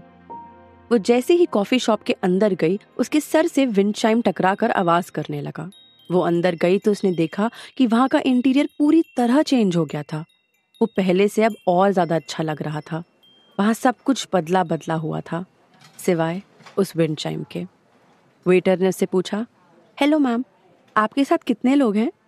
हंसिका ने उसकी तरफ मुस्कुरा कर देखा। आज उसने सिंपल जीन्स टॉप पहना हुआ था। बालों में उसने ऊंची पोनी टेल बनाई थी। आज वो बहुत रिफ्रेश लग रही थी। उसने देखा कि एक कॉर्नर टेबल पर राघव बैठा हुआ था। राघव ने जैसी उसे देखा तो हाथ हिलाकर उसे आने का इशारा किया। हंसिका ने उसकी तरफ देखकर वेटर से कहा, थैंक यू, बट मेरे लिए वहां ऑलरेडी कोई वेट कर रहा है। वेटर ने राघव की तरफ देखा और मुस्कुरा कर कहा, okay ma'am, enjoy your time here. ये कहकर वो वहां से चला गया। हंसिका भी राघव के पास जाकर बैठ गई। उसने बैठते ही कहा, ज्यादा वेट तो नहीं करना पड़ा ना? राघव ने हंसकर कहा, खूबसूरत लेडी का थोड़ा इंतजार तो करना ही पड़ता है। कॉफी शॉप में सारे कॉलेज स्टूडेंट्स ही थे। आज राघव ने भी सूट नहीं पहना था, बल्कि वो भी स्टूडेंट्स की तरह जीन्स टी शर्ट पहनकर आया था। उसने वेटर को इशारा किया तो वो 2 कप कॉफी लेकर आ गया। हंसिका ने कॉफी का कप उठाकर एक सिप लिया तो राघव बोला, मैंने तुम्हारे आने से पहले ही ऑर्डर कर दी थी। अगर तुम्हें पसंद नहीं है तो कुछ और भी ऑर्डर कर दो। हंसिका ने कहा, अरे नहीं नहीं, कॉफी अच्छी है। कुछ देर बाद वो बोली, राघव, तुम्हें इस जगह के बारे में रोमी ने बताया था क्या? ये सुनते ही राघव हैरानी से उसकी तरफ देखने लगा। राघव ने हंसिका को मिलने के लिए क्यों बुलाया था? क्या वो उसे रंजन से अलग करने की कोई साजिश रच रहा था? जानने के लिए सुनते रहिए Insta marriage, only on pocket FM.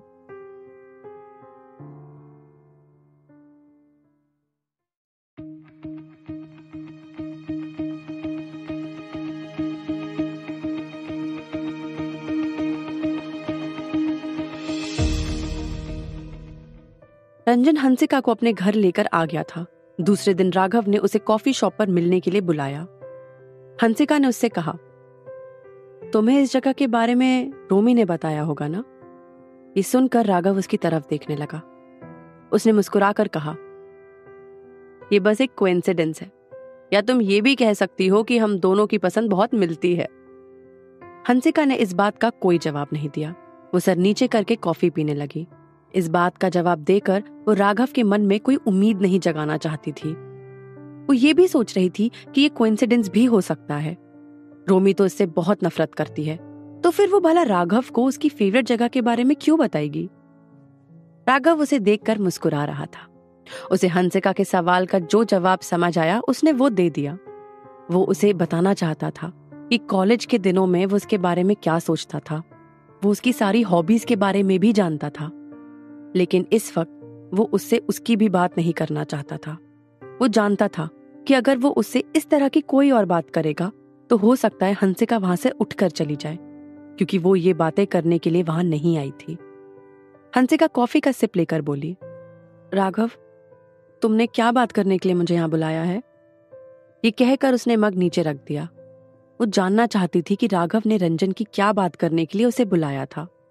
Raghav ने कहा, हंसिका, तुम्हें रंजन के मोनोरेल प्रोजेक्ट के बारे में पता है? हंसिका बोली, हाँ, मैंने इसके बारे में रंजन को बात करते हुए सुना था। उसे उस प्रोजेक्ट के बारे में ज्यादा कुछ नहीं पता था, लेकिन उसे ये पता था कि ये उसका कोई बहुत इंपॉर्टेंट प्रोजेक्ट है। राघव ने आगे कहा, इस प्रोजेक्ट में कई पार्टनर्स हैं। उनमें मेरे एक अंकल भी हैं, मोहन हंसराज। वो हंसराज ग्रुप के चेयरमैन हैं। हंसिका मोहन हंसराज के बारे में नहीं जानती थी, लेकिन हंसराज ग्रुप का नाम उसे सुना हुआ लग रहा था। उसने कहा, तो इस बात से मेरा क्या कनेक्शन है? राघव ने कहा, तुम्हारा डायरेक्ट कोई कनेक्शन नहीं है। रंजन की शादी पहले मोहन हंसराज की बेटी रूपाली हंसराज से होने वाली थी। ये सुन हंसिका थोड़ी हैरान हुई। उसने कहा, फिर? पर उसने राघव की इस बात पर कोई रिएक्ट नहीं किया। उसने मग उठाया और कॉफी पीने लगी। राघव उसका रिएक्शन देखकर खुश हो गया। उसे ये लगा कि हंसिका के मन में रंजन की कोई खास जगह नहीं है, इसलिए उसे ये सुनकर जलन नहीं हुई, नहीं तो वो रिएक्ट जरूर करती। राघव ने कहा, रंजन और तुम्हारी शादी के बारे में सुनने के बाद वो बहुत ज्यादा गुस्से में है। उसका दिमाग उसके कंट्रोल में नहीं है। उसे जब गुस्सा आता है तो वो कुछ नहीं देखती। वो किसी का कुछ भी नुकसान कर सकती है। मुझे इस बात का डर है कि कहीं वो इस प्रोजेक्ट में कोई गड़बड़ी ना कर दे। हंसिका ने कहा, मुझे नहीं लगता कि ऐसा कुछ होगा। अगर वो सच में रंजन को बहुत पसंद करती होगी तो वो कभी ऐसा नहीं करेगी। राघव ने कहा, तुम उसे नहीं जानती हो, इसलिए तुम्हें इस बात का अंदाजा नहीं है कि वो क्या कर सकती है और क्या नहीं। तुम भी प्लीज अपना ध्यान रखना, वो किसी भी हद तक जा सकती है। हंसिका ने कहा, राघव, तुमने मुझे इस बारे में बताया, उसका बहुत बहुत शुक्रिया, लेकिन मेरा इस प्रोजेक्ट से कोई लेना देना नहीं है और मैं इसमें रंजन की कोई हेल्प नहीं कर सकती। वो सोच रही थी कि राघव उसे ये सब बातें क्यों बता रहा है। उसने आगे कहा, मैं रंजन को इस बारे में बता दूंगी और वो इस बात का ख्याल रखेगा। राघव ने कहा, हंसिका, मुझे लग रहा है कि तुम बात को समझ नहीं रही हो। हंसिका ने कहा, मैं क्या नहीं समझ रही हूं राघव, तुम प्लीज खुलकर बताओ मुझे। राघव ने कहा, ठीक है, तो साफ शब्दों में समझ लो। देखो, रूपाली ये बर्दाश्त नहीं कर रही है कि रंजन ने तुमसे शादी कर ली है। वो तुम्हें नुकसान पहुंचाना चाहती है, इसलिए तुम्हें संभल कर रहना पड़ेगा। और दूसरी बात, मोहन हंसराज का इस प्रोजेक्ट में बहुत बड़ा शेयर है और वो रूपाली को बहुत चाहते हैं। अगर रूपाली उनसे कुछ करने को बोलेगी तो वो उसे मना नहीं कर पाएंगे। हंसिका ने बेपरवाह होकर कहा, मैं खतरों से नहीं डरती हूँ, लेकिन मुझे रंजन की चिंता है। ये कहकर उसने सर नीचे कर लिया और कॉफी पीने लगी। राघव उसकी आंखें पढ़ना चाहता था। वो ये जानना चाहता था कि उसे रूपाली से कोई जलन हो रही है या नहीं। हंसिका ने अपना सर उठाए बिना ही कहा, राघव, तुम रंजन के दोस्त हो, अगर तुम्हारे पास उसकी मदद करने का कोई रास्ता है तो बताओ। राघव सोच रहा था, इस दुनिया में प्यार, मोहब्बत, दोस्ती की कोई गुंजाइश नहीं होती। या तो इश्क होता है या तो फिर दोस्ती। ये दोनों चीजें एक साथ कभी नहीं हो सकती। वो कुछ देर चुप रहा, उसके बाद बोला, हंसिका, उसके लिए तुम्हें रंजन से डाइवोर्स लेना होगा। ये सुन के हंसिका एकदम हैरान हो गई। व्हाट? डाइवोर्स? क्यों लेकिन? राघव ने एक बार फिर कहा, हाँ, डाइवोर्स। तुम्हें रंजन से डाइवोर्स लेना होगा और अगर ऐसा नहीं हुआ तो रूपाली रंजन का बहुत बड़ा नुकसान कर सकती है। इनफैक्ट उसने प्लानिंग भी शुरू कर दी है। अगर उसने कोई बड़ा कदम उठा लिया तो रंजन की रेपुटेशन और उसकी कंपनी को बहुत नुकसान पहुंचेगा। वो मार्केट में सिर्फ एक मजाक बनकर रह जाएगा। वो आगे बोला, क्या तुम्हें अच्छा लगेगा कि देश का सबसे रेप्यूटेड बिजनेसमैन तुम्हारी वजह से दुनिया के सामने एक मजाक बन जाए और उसकी कंपनी का इतना बड़ा लॉस हो? हंसिका ऐसा कभी नहीं चाहती थी कि उसकी वजह से रंजन का कोई भी नुकसान हो। उसके और रंजन के बीच अभी तक कोई खास इमोशनल बॉन्डिंग नहीं हुई थी और ना ही उनके बीच कोई रोमांटिक रिलेशन बने थे, लेकिन फिर भी उसके दिल में तो जगह बन ही गई थी। अगर रंजन नहीं होता तो उसकी शादी किसी गुंडे से हो गई होती। उसने उसे अभी तक किसी बात के लिए फोर्स नहीं किया था, बल्कि वो उसका अच्छा खासा ख्याल रख रहा था। उसने उसका बहुत साथ दिया था, इसलिए वो नहीं चाहती थी कि उसकी वजह से और कोई नुकसान हो। हंसिका ने कुछ देर सोचने के बाद कहा, ठीक है राघव, मैं इस बारे में सोचती हूँ। अगर वो रंजन को तलाक दे देगी तो उसकी माँ उसका जीना मुश्किल कर देगी। अगर कामनी ने उसे घर में नहीं रहने दिया तो वो कहाँ जाएगी? राघव उसके जवाब से सैटिस्फाइड नहीं था। वो चाहता था कि कुछ और बोले, लेकिन वो आगे कुछ नहीं बोली। तो राघव ने पूछा, हंसिका, क्या तुम रंजन को पसंद करती हो? ये सुनते ही उसने राघव की तरफ घूर कर देखा। उसे समझ नहीं आया कि उसने ये सवाल क्यों पूछा। वो बोली, नहीं, बिल्कुल नहीं, मैं उसे क्यों पसंद करूंगी? ये कहकर उसने एक ही घूंट में सारी कॉफी खत्म कर दी। उसे देखकर लग रहा था वो घबरा गई है या उसे किसी ऐसे सवाल का जवाब देना पड़ गया जिसकी उसने उम्मीद नहीं की थी। वो आगे बोली, लेकिन मैं रंजन की वाइफ हूं। इसलिए उसके बारे में औरों से ज्यादा सोचती हूँ। ये उसने इसलिए कहा था कि राघव ये सोचकर कोई गलतफहमी ना पाले कि अभी भी उसका कोई चांस बन सकता है। भले अभी तक हंसिका और रंजन के बीच कोई रिश्ता नहीं बना था, लेकिन वो एक दूसरे की बहुत इज्जत करते थे। राघव ने लंबी सांस लेकर कहा, ठीक है, तुम इस बारे में जरा अच्छे से सोचो। मुझे उम्मीद है कि तुम कोई एक ऐसा डिसीजन लोगी जिससे रंजन का कोई नुकसान नहीं होगा। हंसिका ने सर हिलाकर हाँ कहा। वो सिचुएशन को समझने की कोशिश कर रही थी। उन लोगों को बातें करते करते 5 बज गए थे। राघव ने कहा, चलो बाहर चलकर कुछ खाते हैं, यहाँ पास में बहुत टेस्टी पानी पूरी मिलती है। हंसिका ने कहा, नहीं नहीं, अभी नहीं, फिर कभी, अभी मैं घर जाऊंगी। तुमने जो भी कहा है उस बारे में मुझे सोचना है। उसके ये कहते ही राघव ने कुछ नहीं कहा। वो सोच रहा था कि जब हंसिका का डाइवोर्स हो जाएगा तब तो वो उसे खुलकर मिल पाएगा, लेकिन वो ये काम इस तरह से करना चाहता था कि बाद में हंसिका उस पर किसी तरह का ब्लेम ना डाले। हंसिका के जाने के बाद वो मन ही मन बोला, हंसिका, तुम रंजन को तलाक दे दो, मैं तुम्हें बहुत खुश रखूंगा।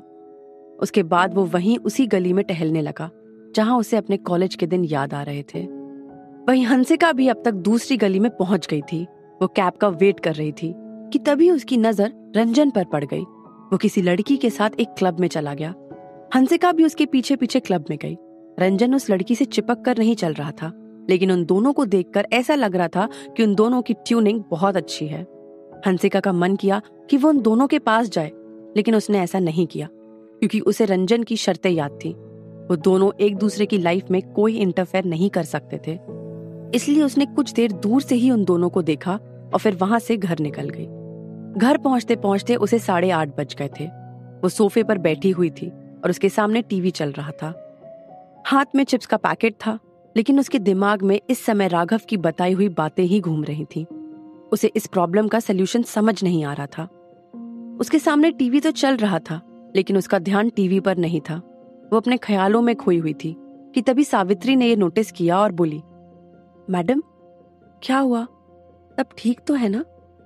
ये कहने के साथ उसने दूध का ग्लास उसके सामने रख दिया। सावित्री की आवाज सुनकर वो चौंक गई।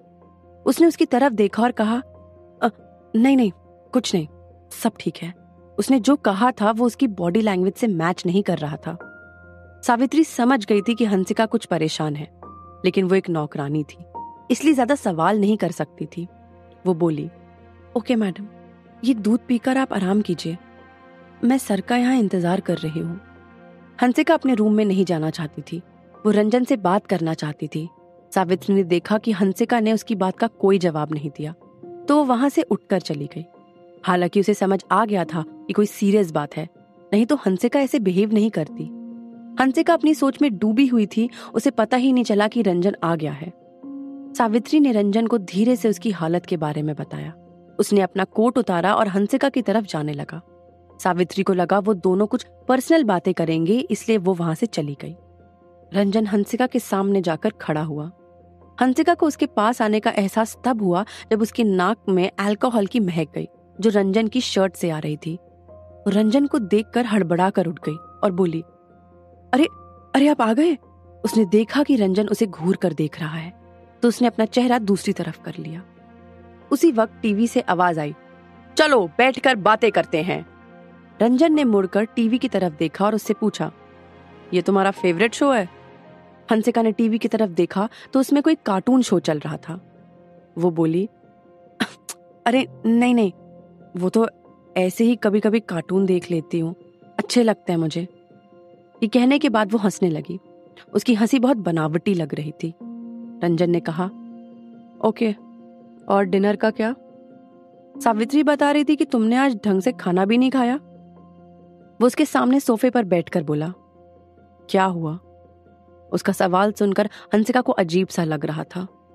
वो बोली, नहीं, कुछ नहीं हुआ, वो बस मुझे भूख नहीं लग रही थी। ये कहकर वो सोफे पर ऊपर चढ़कर बैठ गई।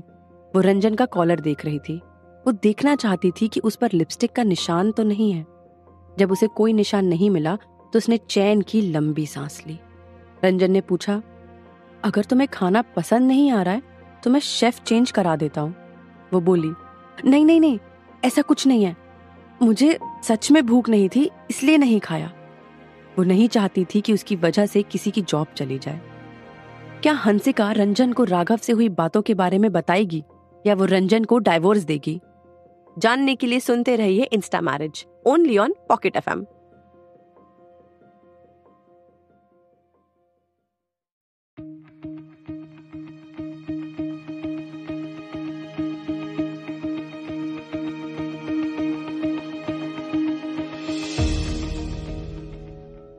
राघव ने हंसिका से कहा कि वो रंजन को डाइवोर्स दे दे, नहीं तो रूपाली उसका बड़ा नुकसान कर देगी। हंसिका इस बात को सोच सोचकर परेशान थी। रंजन को सावित्री ने बताया कि हंसिका परेशान है, तो वो उससे बात करने गया। हंसिका ने कहा, मैं तो बिल्कुल ठीक हूँ। आप आज बहुत थके थके और परेशान से लग रहे हो। ऑफिस में सब ठीक तो है ना? ये कहने के बाद वो रंजन का चेहरा देखने लगी। वो उसके चेहरे के एक्सप्रेशंस देखकर समझना चाहती थी कि राघव ने आज जो उसे बताया, क्या सच में वैसा कुछ रंजन के ऑफिस में चल रहा है? रंजन ने उससे कहा, ये तो बहुत नॉर्मल सी बात है। पूरे दिन ऑफिस में रहने के बाद इंसान थक ही जाता है। हंसिका ने कहा, वैसे आपका मोनोरेल का प्रोजेक्ट कैसा चल रहा है? ये सुनते ही रंजन उसे घूर कर देखने लगा। हंसिका को लगा कि शायद उसने गलत सवाल पूछ लिया। रंजन ने कहा, ठीक चल रहा है, लेकिन तुम्हें इस बारे में क्यों पूछ रही हो? हंसिका ने कहा, कुछ नहीं, बस यूं ही पूछ लिया। रंजन उसके पास आकर बैठ गया और अपने हाथ से उसके चेहरे पर आए हुए बालों को पीछे करते हुए उसकी आंखों में देखने लगा। हंसिका को डर सा लगने लगा था। वो उससे नजरें नहीं मिला पा रही थी। नजरें उसके चेहरे से हटाकर वो नीचे देखने लगी। रंजन उसके बालों को ठीक करते हुए बोला, तुम मेरे काम की चिंता मत करो, तुम सिर्फ मिसेस रंजन बनकर रहो। ये कहते ही उसके एक्सप्रेशंस चेंज हो गए। हंसिका की आगे कुछ बोलने की हिम्मत नहीं हुई। रंजन ने आगे कहा, कल हम लोग पुराने घर चलेंगे। ये कहने के बाद वो सीढ़ियों से ऊपर चला गया। हंसिका उसे ऊपर जाते हुए देख रही थी। उसने नोटिस किया कि रंजन मोनोरेल के प्रोजेक्ट के बारे में बात नहीं करना चाहता, इसलिए उसका राघव की बातों पर यकीन बढ़ गया था। वो सोच रही थी कि रंजन अगर उसे प्रोजेक्ट्स की बातें नहीं करेगा तो वो चाह कर भी उसकी मदद नहीं कर पाएगी। वो धीरे से बोली, ये चाहता है कि मैं पूरे दिन यहाँ इसकी बीवी बनकर रहूं, इसके काम से कोई मतलब ना रखूं, ऐसे तो मैं बोर हो जाऊंगी। दूसरे दिन सुबह रंजन उसे पुराने घर ले गया। वो दोनों अंदर जा ही रहे थे कि तभी उन्हें जोर जोर से किसी की हंसने की आवाजें सुनाई दी। रंजन वहीं रुक गया और नौकर से पूछा, कोई गेस्ट है क्या? नौकर ने कहा, जी सर, रूपाली हंसराज आई हैं। ये सुनकर रंजन को अच्छा नहीं लगा। उसके चेहरे के एक्सप्रेशंस अचानक से बदल गए। साथ ही हंसिका भी परेशान हो गई। उसे यकीन नहीं हो रहा था कि इतनी जल्दी उसका सामना रूपाली से हो जाएगा। रंजन ने नौकर से पूछा, किसने बुलाया उसे? नौकर ने कहा, सर ने। ये कहते हुए वो बहुत अनकंफर्टेबल नजर आ रहा था। उसे भी पता था कि रंजन और रूपाली के रिलेशंस बहुत खराब हो चुके हैं। रंजन ने नौकर से कहा, दादाजी से जाकर कहो हम लोग जा रहे हैं, किसी और दिन आएंगे। ये कहकर वो वापस जाने के लिए मुड़ गया तो हंसिका ने कहा, आपको वापस जाने की कोई जरूरत नहीं है। हमें दादाजी ने मिलने बुलाया है, हमें किसी और से क्या मतलब? हम दादाजी से मिलकर ही जाएंगे। ये सुनकर रंजन ने मुड़कर हंसिका की तरफ देखा। वो मन ही मन सोच रहा था कि हंसिका भी दादाजी से मिलना चाहती है। वो कुछ देर चुप रहने के बाद बोला, ठीक है। उसके बाद वो दोनों आगे बढ़ गए। नौकर हंसिका को देखकर मुस्कुराने लगा। उसे उसका नेचर बहुत अच्छा लगता था। साथ ही साथ दादाजी भी उसे बहुत पसंद करते थे, इसलिए वहां सब उसकी और ज्यादा इज्जत करने लगे। हंसिका भी दादाजी से मिले बिना नहीं जाना चाहती थी। वो भी उन्हें बहुत पसंद करती थी। वो दोनों जैसे ही अंदर गए तो उन्होंने देखा कि रंजन के पापा विजय रूपाली से हंस हंसकर बातें कर रहे हैं। रूपाली ने जैसे ही रंजन को देखा वो उठकर जल्दी से उसके पास पहुंच गई और उसका हाथ पकड़कर बोली, अरे वाह, तुम भी यहाँ आ गए, कैसे हो रंजन? रंजन ने भारी आवाज में उससे कहा, मेरा हाथ छोड़ो। ये सुनकर रूपाली उसकी तरफ हैरानी से देखने लगी। रंजन ने देखा कि उसने अभी तक उसका हाथ नहीं छोड़ा है, तो उसने अपना हाथ झटकाकर उसका हाथ हटा दिया। उसका दूसरा हाथ हंसिका ने पकड़ा हुआ था। उसने इतनी जोर से हाथ झटका कि रूपाली लड़खड़ा गई। अगर सही समय पर नौकरानी उसे नहीं संभालती तो वो जमीन पर गिर जाती। ये देखकर विजय को गुस्सा आया और वो खड़े हो गए और जोर से बोले, रंजन, तेरा दिमाग तो सही है, तू भूल गया है कि एक लड़की से कैसे बिहेव करते हैं। रंजन ने उनकी तरफ देखकर कहा, आपको तो ज्यादा अच्छे से पता है कि लड़कियों और औरतों से किस तरह से बात की जाती है, इसलिए तो आपने एक रखेल से शादी कर ली थी, है ना? ये सुनकर विजय को बहुत गुस्सा आ गया। वो रंजन की तरफ बढ़े ही थे कि तभी रूपाली ने उनका हाथ पकड़कर उन्हें रोक लिया और कहा, अंकल कोई बात नहीं, मैं ठीक हूं। वो रंजन से गलती से ऐसा हो गया होगा। हंसिका ये सब चुपचाप खड़ी हुई देख रही थी। वो जानती थी कि रंजन ने ये गलती से नहीं किया था। उसे ये भी उम्मीद थी कि रंजन के इस बिहेवियर से रूपाली को गुस्सा आ जाएगा, लेकिन ऐसा कुछ भी नहीं हुआ। बल्कि उसने हंसिका की तरफ मुस्कुरा कर देखा और बोली, अपनी वाइफ से इंट्रोड्यूस नहीं कराओगे रंजन? मैं तुम्हारी एक्स फियांसे हूँ। तुम्हारी वाइफ के बारे में जानने का हक तो मुझे भी है। रूपाली ने फियांसे वर्ड ज्यादा जोर से ही कहा था। वो इस पर हंसिका का रिएक्शन देखना चाहती थी, लेकिन हंसिका ने कोई रिएक्शन नहीं दिया और ना ही उसके एक्सप्रेशंस पर कोई फर्क पड़ा। वो एकदम शांत खड़ी हुई थी। रंजन रूपाली से बात नहीं करना चाहता था, इसलिए उसकी किसी भी बात का जवाब नहीं दे रहा था। रूपाली ने हंसिका को ऊपर से नीचे तक देखा और कहा, तुम कपूर फैमिली के पुराने घर में ये कैसे कपड़े पहनकर आई हो? तुम्हें शायद पता नहीं है कि इस घर और परिवार की क्या इज्जत है। हंसिका जब सुबह उठी थी तो उसे ये पता था कि वो रंजन के दूसरे घर जा रही है, ना कि किसी पार्टी में। इसलिए उसने लाइट मेकअप किया और ग्रीन कलर की ड्रेस पहन ली, जो कि ज्यादा महंगी नहीं दिख रही थी। उसे दादाजी से मिलने के लिए ये ड्रेस परफेक्ट लगी थी। वो रूपाली को जवाब देना चाहती थी, लेकिन वो चुप रही। पर उसे ये नहीं पता था कि रंजन के पापा इस बात में रूपाली का साथ देंगे। वो बोले, इस लड़की को तो तमीज नहीं है कि अपने हस्बैंड के पेरेंट्स के घर कैसे जाते हैं। दरअसल ये कपूर परिवार की बहू बनने के लायक ही नहीं है।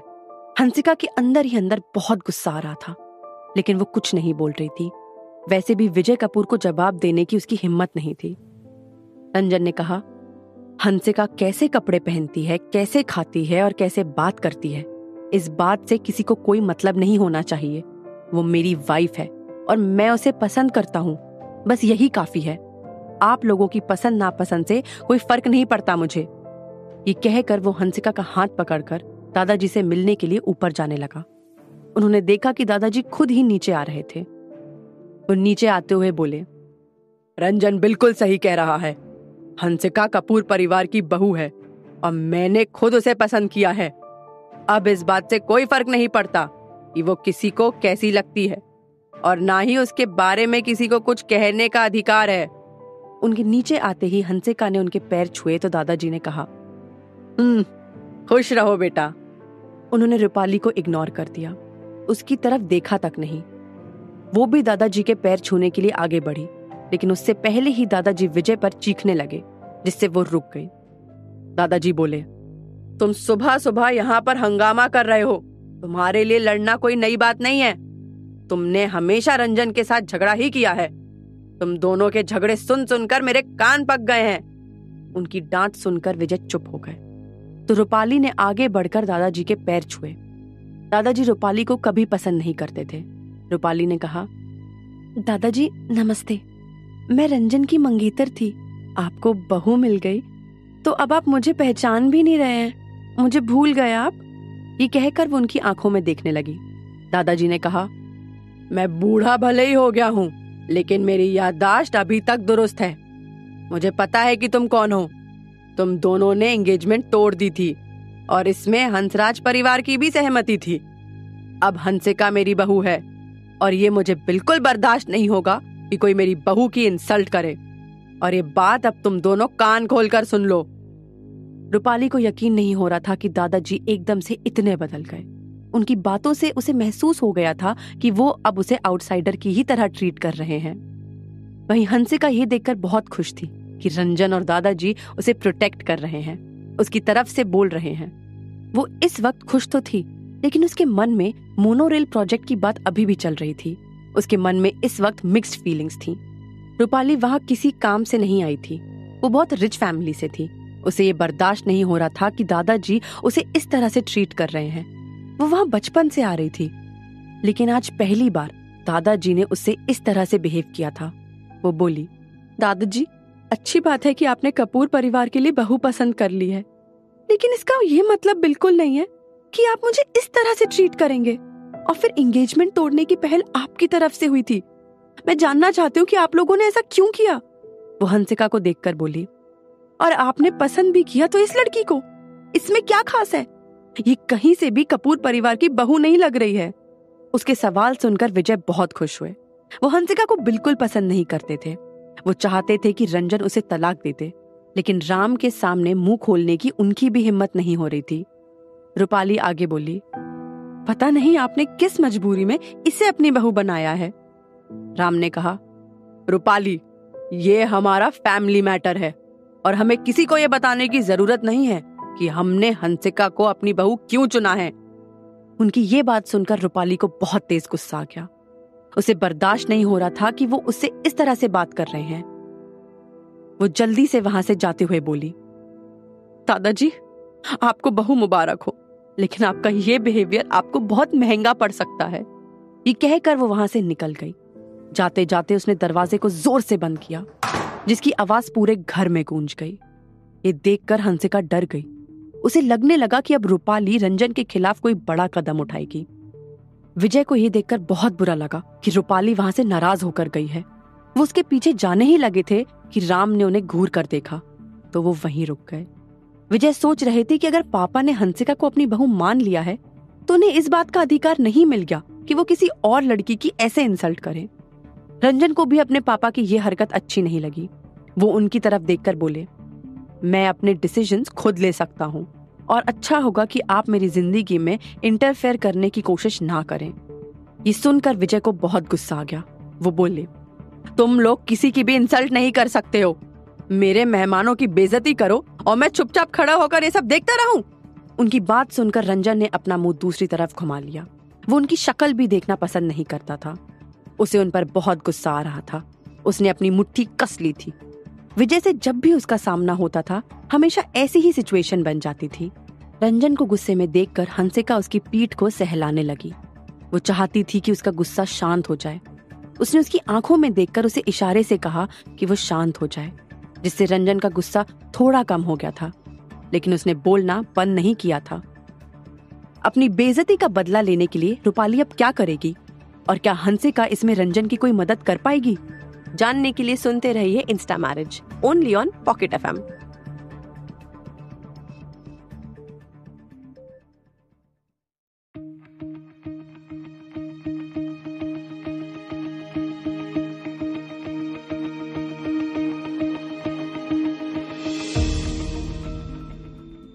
रंजन हंसिका को अपने दादाजी के घर ले गया। वहां उनका सामना रूपाली से हो गया। दादाजी ने रूपाली की इंसल्ट कर दी तो वो उन्हें धमकी देकर चली गई। उसके बाद रंजन की अपने पापा से बहस हो गई थी। रंजन विजय से बोला, आपकी पसंद और नापसंद से मुझे कोई फर्क नहीं पड़ता। आपको रूपाली से बात करनी है तो करिए, लेकिन आप दोनों को मेरे मामले में टांग अड़ाने की कोई जरूरत नहीं है। और मैं ये बात पहले भी कई बार आपको बता चुका हूँ। अच्छा होगा कि आप इस बात की गांठ बांध लें। ये बहस होते होते बहुत देर हो गई थी। दोनों ही चुप होने का नाम नहीं ले रहे थे। तभी राम ने जोर से कहा, चुप हो जाओ सब, अब किसी के मुंह से एक शब्द नहीं निकलना चाहिए। उनकी आवाज सुनकर रंजन का मुंह बंद हो गया। उनकी बात ना मानने की हिम्मत वहां किसी में नहीं थी।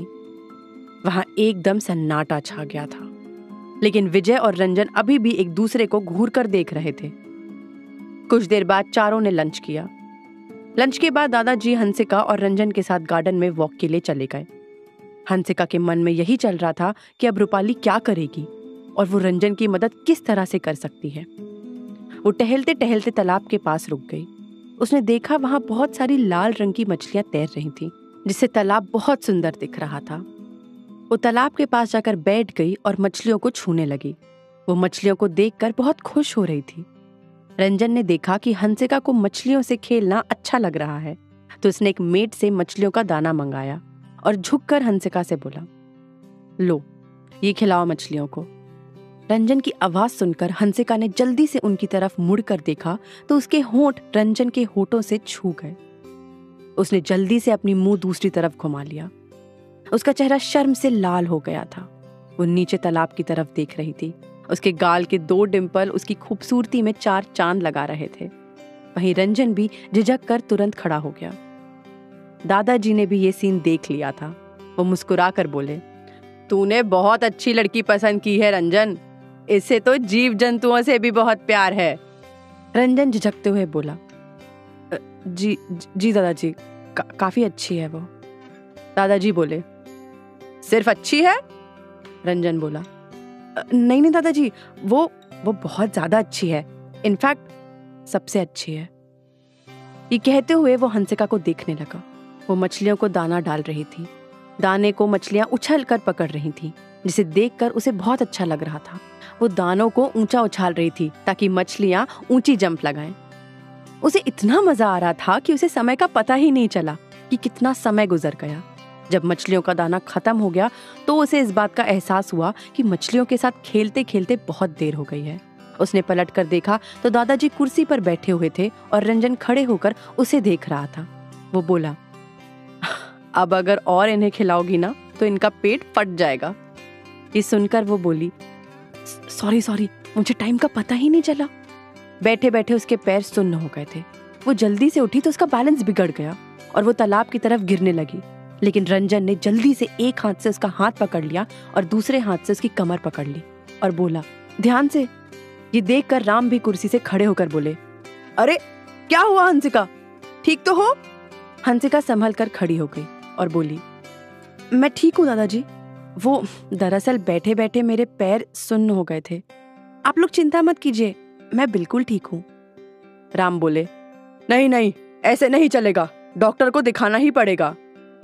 ये कहकर उन्होंने मेड से कहा कि वो जल्दी से डॉक्टर को कॉल करे। ये सुनते ही हंसिका ने कहा, दादाजी नहीं, डॉक्टर की कोई जरूरत नहीं है। मुझे लग रहा है कि शुगर की कमी हो गई है, कोई ड्रिंक पी लूंगी तो ठीक हो जाऊंगी।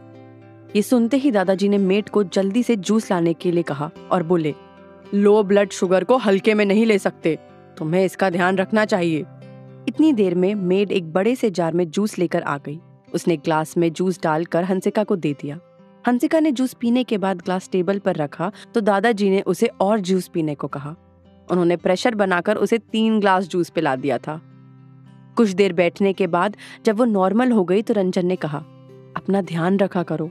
इस पर दादाजी ने कहा, रंजन, तुम अपने कुक को हंसिका की ब्लड शुगर के अकॉर्डिंग खाना बनाने के लिए बोल दो। रंजन ने उनकी तरफ देखकर कहा, जी दादाजी। उसके बाद वो दोनों अपने घर वापस आ गए। लेकिन हंसिका के दिमाग में अभी भी रूपाली की धमकी घूम रही थी। साथ ही उसे राघव की कही हुई एक एक बात भी याद आ रही थी। रंजन ने उसके बदले हुए बिहेवियर को नोटिस किया था, लेकिन उसे इसका कारण समझ में नहीं आ रहा था। वो उसके बहुत पास खड़ा हुआ था। उसे उसके फ्लफी बाल बहुत अच्छे लग रहे थे। उसने उसके बालों को सहलाते हुए कहा, हंसिका, दादाजी तुम्हें बहुत पसंद करते हैं। जब तुम्हारा मन करे उनसे मिलने चली जाना। तुम्हें वहां जाने के लिए किसी की परमिशन लेने की जरूरत नहीं है। ये सुनकर हंसिका ने कर दिया। उसकी आवाज बहुत डल थी, उसमें कोई एक्साइटमेंट नहीं था। रंजन ने कहा, अब तुम आराम करो। उसे लग रहा था कि हंसिका थकी हुई है, इसलिए लो लग रही है। उसने उसे गुड नाइट कहा और चला गया। हंसिका भी अपने बेडरूम में चली गई। वो अपने बेड पर लेटी ही हुई थी, पर उसे नींद नहीं आ रही थी। उसके दिमाग में राघव की ही बातें घूम रही थी। उसने कहा था कि अगर वो रंजन को नुकसान से बचाना चाहती है तो उसे डाइवोर्स दे दे। वो मन ही मन खुद से बोली, रंजन से डाइवोर्स की बात करूं या नहीं? और रूपाली क्या करेगी? वो रंजन की रेपुटेशन और उसकी कंपनी को नुकसान पहुंचाने के लिए क्या कर सकती है? वो इन्हीं सब में उलझी ही थी कि तभी उसके फोन पर नोटिफिकेशन आया। उसने सोचा, इतनी रात में किसका मैसेज होगा? उसने हाथ बढ़ाकर बेड के पास रखी साइड टेबल से फोन उठाकर देखा तो उसकी माँ कामनी का मैसेज था, कल घर आ जाना। इसके आगे उन्होंने कुछ नहीं लिखा था। हंसिका अपनी माँ को अच्छे से जानती थी। वो जानती थी कि वो पैसे लेने के लिए कोई नया ड्रामा कर रही होगी। उसने फोन को साइलेंट मोड पर कर दिया। वो इस वक्त ऑलरेडी टेंशन में थी, इसलिए माँ की बकवास पर ध्यान नहीं देना चाहती थी। उसने ब्लैंकेट से अपने सर को ढक लिया और सो गई। दूसरे दिन सुबह 7 बजे ही उसकी आंख खुली। रात को वो 1 बजे सोई थी। उसे लग रहा था कि नींद पूरी नहीं हुई है, लेकिन फिर भी उसका अब दोबारा सोने का मन नहीं कर रहा था। सोकर उठने के बाद दिमाग फ्रेश होता है, लेकिन हंसिका का दिमाग कंफ्यूज था। विंडो के पास जाकर वो कुछ देर तक गार्डन को देखती रही। उसके बाद उसने अपना फोन देखा तो उसमें बहुत सारी मिस्ड कॉल्स थी। वो सारे कॉल्स उसकी माँ ने किए थे। वो मन ही मन बोली, अच्छा हुआ रात में फोन साइलेंट कर दिया था, नहीं तो माँ पूरी रात खराब करती थी। उसने उन्हें कॉल बैक नहीं किया और फोन को टेबल पर रखने लगी। पर उसी वक्त कामिनी ने एक बार फिर कॉल किया। उसने बड़े बेमन से कॉल अटेंड किया। कामिनी बोली, पूरी रात तुझे फोन कर रही थी और तूने अब फोन उठाया है? हंसिका ने तेज आवाज में कहा, माँ मैं सो रही थी और आप मुझे बार बार कॉल क्यों कर रही हो? अब कौन सी आफत आ गई है? उसकी ऊंची टोन सुनकर कामिनी की आवाज धीमी हो गई। वो बोली, बेटा 2-3 दिन हो गए तू घर नहीं आई, मुझे तेरे से मिलने का मन हो रहा था। हंसिका जानती थी उसकी माँ बिना मतलब तो उससे मिलने के लिए बुलाएगी नहीं। उन्होंने रंजन से पैसे ऐंठने का कोई नया तरीका ढूंढ रखा होगा। वो बोली, माँ मुझे अभी यहाँ आए 2 दिन ही हुए हैं, अभी मैं यहाँ सेट नहीं हुई हूँ, मैं किसी और दिन आऊंगी। कामिनी को यह अच्छा नहीं लगा कि हंसिका ने आने से मना कर दिया। वो बोली, मैं तुझे हमेशा रुकने के लिए नहीं बुला रही हूँ, थोड़ी देर के लिए आने के लिए कह रही हूँ, मैं इंतजार कर रही हूँ तेरा। हंसिका ने कहा, लेकिन आप बताइए तो कि काम क्या है? मेरा आज आना बहुत मुश्किल है, समझिए मैं नहीं आ पाऊंगी आज। देख, अगर तू नहीं आ रही है ना तो फिर मैं आ जाती हूँ तेरे घर। ये सुनकर हंसिका घबरा गई। वो नहीं चाहती थी कि उसकी माँ रंजन के घर आकर कोई नया हंगामा करे। वो बोली, ठीक है मैं आ जाऊंगी। ये कहने के बाद वो नीचे चली गई। उसने देखा कि सामने से रंजन आ रहा था। वो रोजाना 1 घंटा रनिंग करने जाता था और इस समय रनिंग करके वापस आ रहा था। उसकी टी शर्ट पसीने से भीगी हुई थी। हंसिका को इस वक्त वो बहुत अट्रैक्टिव लग रहा था। उसने मुस्कुराकर कहा, गुड मॉर्निंग। रंजन ने टॉल से पसीना पोंछते हुए कहा, गुड मॉर्निंग। वो नहाने के लिए जा रहा था कि तभी हंसिका ने कहा, मुझे घर जाना है। उसने सोचा वो दोनों हस्बैंड वाइफ हैं, इसलिए रंजन को बताना जरूरी है। ये सुनते ही रंजन सीढ़ियों पर रुककर उसकी तरफ देखने लगा। वो अब तक उसकी माँ को अच्छे से समझ चुका था। वो बोला, तो तुम चाहती हो कि मैं भी तुम्हारे साथ चलूं? हंसिका ने कहा, अरे नहीं नहीं, ऐसा कुछ नहीं है, मैं अकेले ही चली जाऊंगी और दोपहर तक वापस भी आ जाऊंगी, मैं सिर्फ आपको बता रही थी। रंजन ने कहा, वैसे मुझे आज ऑफिस नहीं जाना है, तुम कहो तो मैं चल सकता हूँ। हंसिका ने उससे पूछा, क्यों? ऑफिस क्यों नहीं जाओगे आप? आपका मोनोरेल प्रोजेक्ट पर काम चल रहा है ना? रंजन ने देखा कि उसने फिर से प्रोजेक्ट की बात की है जो उसे पसंद नहीं था। वो बोला, मैं जाऊंगा तो किसी को बुरा लगेगा। ये कहकर वो नहाने चला गया और हंसिका सोच में पड़ गई कि किसको बुरा लगेगा, कहीं ये रूपाली की बात तो नहीं कर रहे। कुछ देर बाद वो अपने घर पहुंच गई थी। उसे देखकर कामिनी मुस्कुराकर बोली, अरे हंसिका बेटी, आ गई तू? उसने देखा वहां टेबल पर बहुत सारे गिफ्ट्स रखे हुए थे और उसके मामा किशोर वहां बैठे थे। किशोर उसे कभी पसंद नहीं थे। उसने जिंदगी में कभी काम नहीं किया था। उसकी उम्र करीब 40 साल की थी, पर आज तक वो किसी भी काम में टिक नहीं पाए थे। उसने किशोर से नमस्ते किया और कामिनी की तरफ देखने लगी। उसे आज वहां का माहौल अजीब लग रहा था। उसने कामिनी से पूछा, आपने मुझे क्यों बुलाया है? कामिनी ने कहा, अरे क्यों बुलाए का मतलब क्या होता है? ये तेरा घर है, तू यहाँ नहीं आ सकती? देख, तेरे मामा तुझसे मिलने आए हैं। वो टेबल की तरफ इशारा करके बोली, ये देख, तेरे मामा तेरे लिए कितने सारे गिफ्ट्स लेके आए हैं और ये तो कुछ भी नहीं है। अपने कमरे में तो जाकर देख, वहां तो और भी गिफ्ट्स रखे हुए हैं। ये कहकर वो उसका हाथ खींच उसे उसके कमरे में ले गई। हंसिका ने देखा कि उसके बेड पर बहुत खूबसूरत ड्रेसेस रखी हुई थी। कामिनी ने उसमें से एक कुर्ता उठाकर कहा, ये देख, कितनी प्यारी है, तेरे पे बहुत अच्छी लगेगी, जा पहन कर देख इसे। हंसिका ने कहा, माँ मुझे नहीं चाहिए ये सब। वो अच्छे से समझ रही थी कि ये कपड़े नहीं हैं, बल्कि कामिनी का बिछाया हुआ कोई नया जाल होगा, क्योंकि आज तक तो मामा ने उसे एक जोड़ी कपड़े नहीं दिलाए थे और आज अचानक से कपड़ों की पूरी दुकान ही उठाकर ले आए। जरूर वो किसी ना किसी मतलब से ही आए होंगे। वो बोली, माँ आज अचानक से मामा मेरे लिए इतने सारे गिफ्ट्स लेकर क्यों आए हैं? मैं जानती हूँ वो यूं ही नहीं लाए होंगे, उनका कोई ना कोई मतलब होगा। और प्लीज आप बातों को घुमाना बंद करो और मुझे सीधा सीधा बताओ। कामनी उसकी तरफ देखकर बोली, अरे बेटा, पिछले साल तेरे मामा ने जो कंपनी ज्वाइन की थी ना, उसने कॉस्ट कटिंग शुरू कर दी, जिसमें तेरे मामा की जॉब चली गई। हंसिका ने कहा, जॉब चली गई है तो नई जॉब ढूंढे, यहाँ इतने सारे गिफ्ट्स लेकर क्यों आए हैं? कामनी ने कहा, अरे तेरे पति की इतनी सारी कंपनियां हैं, उसे बोलना कि मामा की मदद करे, कहीं नौकरी लगवा दे। ये सुनते ही हंसिका को सारा मामला समझ आ गया। क्या हंसिका कामिनी की बात मानेगी? जानने के लिए सुनते रहिए Insta marriage, only on pocket FM.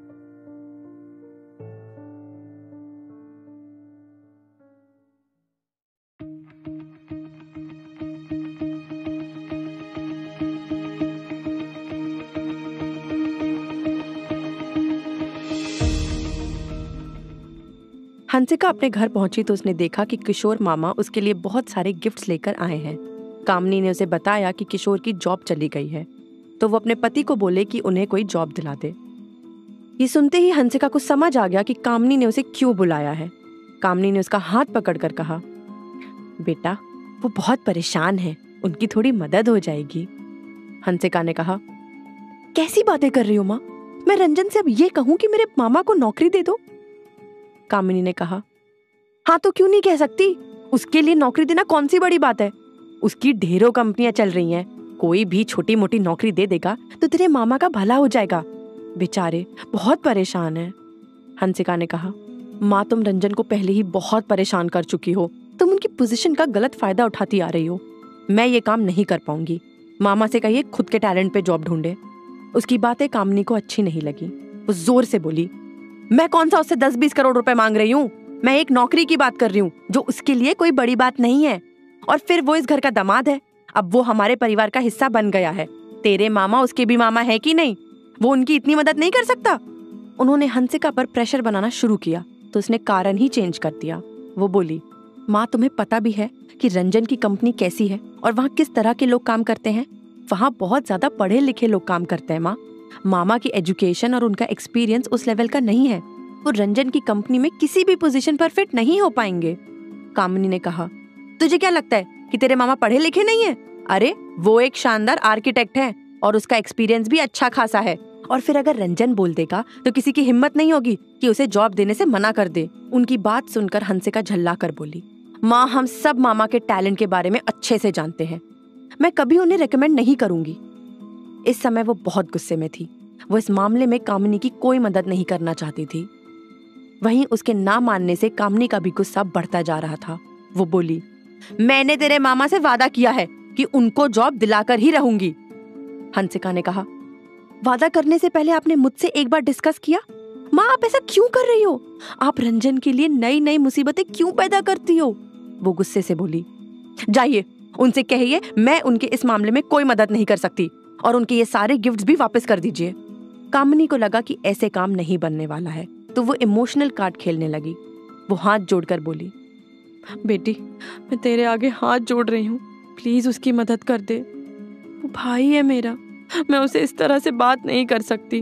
वो बेचारा बहुत परेशान है, कुछ कर देना बेटा। वो बहुत उम्मीद से यहाँ आया है, उसकी उम्मीद मत तोड़। तू बोल तो मैं तेरे पैर छू लूं, तब तो तू मान जाएगी ना। हंसिका कामिनी को अच्छी तरह से पहचान गई थी। वो बोली, ठीक है, तो मैं खुद बात करती हूँ मामा से। वो सीधे किशोर के पास गई और बोली, मामा, माफ करना, मैं आपकी कोई मदद नहीं कर पाऊंगी। किशोर ने बहुत उदास आवाज में कहा, बेटा, तूने तो सीधे मना कर दिया, एक बार कोशिश करके तो देखती। हंसिका पर आज माँ के इमोशनल कार्ड का कोई असर नहीं हुआ। कामिनी भी उसके पीछे पीछे बाहर आ गई। वो जितनी कोशिश कर सकती थी उसने करके देख ली, लेकिन हंसिका ने उनकी बात मानने से साफ साफ मना कर दिया था।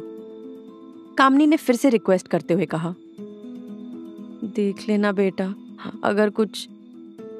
वो अपनी बात पूरी कर पाती उसके पहले ही हंसिका जोर से बोली, अब आप दोनों बोलना बंद करोगे या नहीं?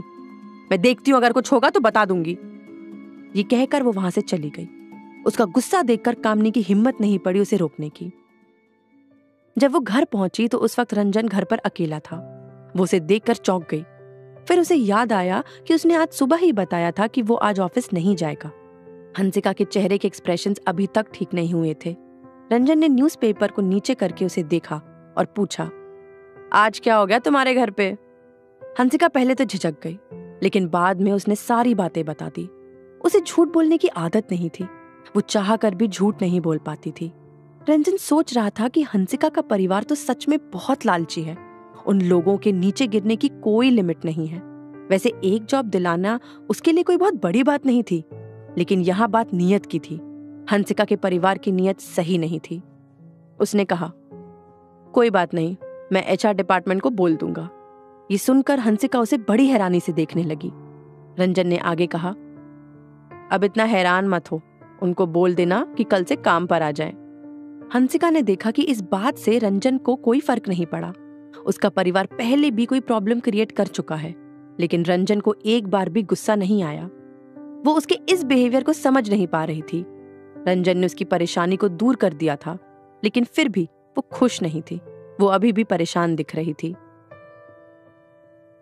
हंसिका रात में अपने बिस्तर पर करवटें बदल रही थी। उसे नींद नहीं आ रही थी। वो रंजन के बारे में ही सोच रही थी। वो जो चाहती थी रंजन कर देता था, लेकिन वो उससे कभी भी कोई सवाल नहीं करता था, जिसकी वजह से उस पर प्रेशर बढ़ता जा रहा था। उसे अपने रिश्ते और उसे लेकर रंजन का एटीट्यूड समझ नहीं आ रहा था, लेकिन उसकी अपनी सेल्फ रिस्पेक्ट थी, अपने सपने थे, अपनी जिंदगी थी। उन दोनों की शादी में एक अग्रीमेंट था कि वो एक दूसरे की पर्सनल लाइफ में इंटरफेयर नहीं करेंगे, लेकिन ये कोई लाइफ नहीं होती है। कुछ देर तक सोचने के बाद उसने अपना फोन उठाया और एक नंबर डायल करके बोली, हेलो सौरभ, कैसे हो? उसकी सौरभ से मुलाकात 3 साल पहले हुई थी। जब वो कॉलेज से घर आ रही थी, तभी रास्ते में कोई लड़का उसे परेशान करने लगा।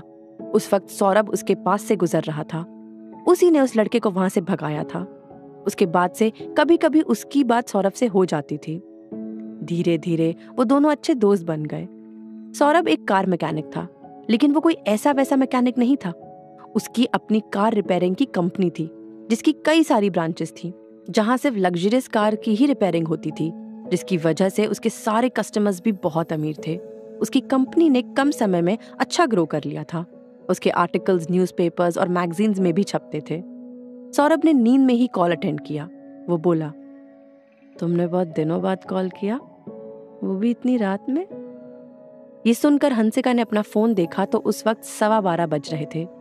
उसने कहा, सॉरी, मैंने तुम्हारी नींद खराब कर दी। उसे बहुत बुरा लग रहा था कि उसने गलत टाइम पर उसे कॉल किया। वो जानती थी कि सौरभ का स्केड्यूल बहुत टाइट होता है, उसका एक एक मिनट कैलकुलेटेड होता है। वो बोली, तुम आराम करो, मैं कल दिन में कॉल कर लूंगी, ओके? ये कहकर वो फोन रखने ही वाली थी कि तभी सौरभ ने कहा, कोई बात नहीं, कोई जरूरी बात है तो बताओ। हंसिका बड़ी उलझन में थी। उसे समझ नहीं आ रहा था कि वो सौरभ से कहे या ना कहे। उसने बहुत झिझकते हुए कहा, एक्चुअली मैंने तुम्हें अपने मामा के बारे में बताया था ना एक बार। उन्हें जॉब की जरूरत है सौरभ। मैंने सोचा कि तुमसे बात करके देखूं, तुम शायद मेरी कोई हेल्प कर पाओ। अगर तुम्हारी कंपनी में कोई भी पोजीशन खाली है तो प्लीज देख लेना। ये सुनकर सौरभ बहुत जोर से हंसकर बोला, तुमने ये बात करने के लिए इस समय कॉल किया? उनको बोल दो कल से काम पर आ जाए। हंसिका पहले से ही जानती थी कि सौरभ मना नहीं करेगा। पिछले 3 सालों में उसने उसकी बहुत हेल्प की थी। उसने कभी भी उसे ना नहीं बोला था। आज भी उसने हंसिका के दिल से बहुत बड़ा बोझ उतार दिया था। सुबह हंसिका ने अपने किशोर मामा को मैसेज करके जॉब के बारे में बता दिया और उन्हें सौरभ की कंपनी की लोकेशन भेज दी। कंपनी की इंफॉर्मेशन मिलने के बाद किशोर ने कंपनी की डिटेल्स ऑनलाइन सर्च की तो उसे पता लगा कि कंपनी का नाम GL पैशन था, जहां कार्स रिपेयर की जाती थीं। कंपनी का प्रोफाइल पढ़ने के बाद उसके चेहरे पर चमक आ गई। उसने हंसिका को रिप्लाई किया, थैंक यू बेटा, मैं अभी वहां के लिए निकलता हूँ। वो फटाफट तैयार हो गया और वहां जाने के लिए कैब बुक की। जब वो वहां पहुंचा तो उसे पता चला कि उसे सिक्योरिटी गार्ड अपॉइंट किया गया है। उसे बहुत गुस्सा आया। वो बोला, मुझे सौरभ से बात करनी है, उसने मेरे लिए ये जॉब अरेंज की है। उसने बहुत कोशिश की लेकिन सौरभ से उसकी मुलाकात नहीं हो पाई। उसने कई घंटे इंतजार किया लेकिन कोई नतीजा नहीं निकला। उससे कहा गया कि फिलहाल यही पोजीशन खाली है। आखिर उसने थक हार के वही जॉब कर ली। किशोर ने 1 घंटे तक गार्ड का काम किया। उसके बाद अपनी कैप को जोर से कुर्सी पर पटक कर बोला, हाँ, मैं ये नौकरी नहीं करूंगा। ये कहकर वो वहां से जाने लगा तो उसके सामने से सौरभ आता हुआ दिख गया। वो कार मैकेनिक की ड्रेस पहने हुआ था। किशोर दौड़कर उसके पास जाकर बोला, सौरभ जी, मेरी बात सुनेंगे? सौरभ ने उसकी तरफ देखा तो उसे समझ नहीं आया कि वो कौन है। वो समझ पाता उससे पहले ही किशोर बोल पड़ा, अरे हंसिका ने आपसे कहा था ना मुझे जॉब देने के लिए, लेकिन आपने मुझे सिक्योरिटी गार्ड की जॉब दे दी। ये कहकर वो सिक्योरिटी गार्ड की ड्रेस उतारने लगा। वहां खड़े बाकी सिक्योरिटी गार्ड्स ने देखा कि वो सौरभ के सामने बदतमीजी कर रहा है, तो उन लोगों ने उसे पकड़ लिया। किशोर को उन्होंने बहुत कसकर पकड़ रखा था। वो खुद को छुड़ाने की कोशिश कर रहा था, लेकिन छुड़ा नहीं पा रहा था। वो सौरभ की तरफ देख रहा था कि शायद वो उसकी मदद करेगा, लेकिन उसने कुछ भी नहीं किया। सिक्योरिटी गार्ड्स किशोर को उठाकर बाहर ले जाने लगे तो किशोर ने कहा, तुम सबसे इसका बदला लूंगा मैं। तुम लोगों ने आज मेरे साथ बहुत गलत किया है, देखना बदला लेके रहूंगा। सौरभ ने सबकी तरफ देखते हुए कहा, चलो अपना काम करो, इस पर ध्यान देने की जरूरत नहीं है। उसी दिन सौरभ ने हंसिका को मैसेज किया, तुम्हारे मामा को काम पसंद नहीं आया, अब आगे मैं उनके लिए कुछ नहीं कर पाऊंगा। हंसिका ने उसे रिप्लाई किया, कोई बात नहीं, तुमने जो किया उसके लिए थैंक यू सो मच। वो अपने मामा के टेम्परामेंट को जानती थी, जिसकी वजह से वो कभी भी किसी जॉब में नहीं टिक पाते थे, लेकिन अब वो उनके बारे में कुछ नहीं सोचना चाहती थी। उसे ये भी लग रहा था कि रंजन उसके मामा की जॉब को लेकर सीरियस नहीं होगा, लेकिन डिनर के समय उसने पूछा, HR डिपार्टमेंट कह रहा था कि तुम्हारे मामा आज ऑफिस पहुंचे ही नहीं। ये सुनकर वो हैरानी से उसे देखने लगी। उसे लगा नहीं था कि रंजन उसकी बात को इतना सीरियसली लेगा, और वो ये भी सोच रही थी कि अगर उसने रंजन को ये बता दिया कि उसने मामा को सौरभ की कंपनी में जॉब के लिए भेजा था तो वो नाराज हो जाएगा। वो बोली, मुझे नहीं पता कि वो क्यों नहीं आए। हंसिका पहले बात को छुपाना चाहती थी, लेकिन उसे ये गलत लगा, इसलिए उसने कहा, हो सकता है कि उन्हें कोई और जॉब मिल गई हो। उनके बारे में ज्यादा सोचने की जरूरत नहीं है, वो जानते होंगे कि उन्हें क्या करना है और क्या नहीं। रंजन ने उसकी आंखों में देखकर कहा, मैं उनके बारे में नहीं सोच रहा हूं, मैं तुम्हारे बारे में सोच रहा था।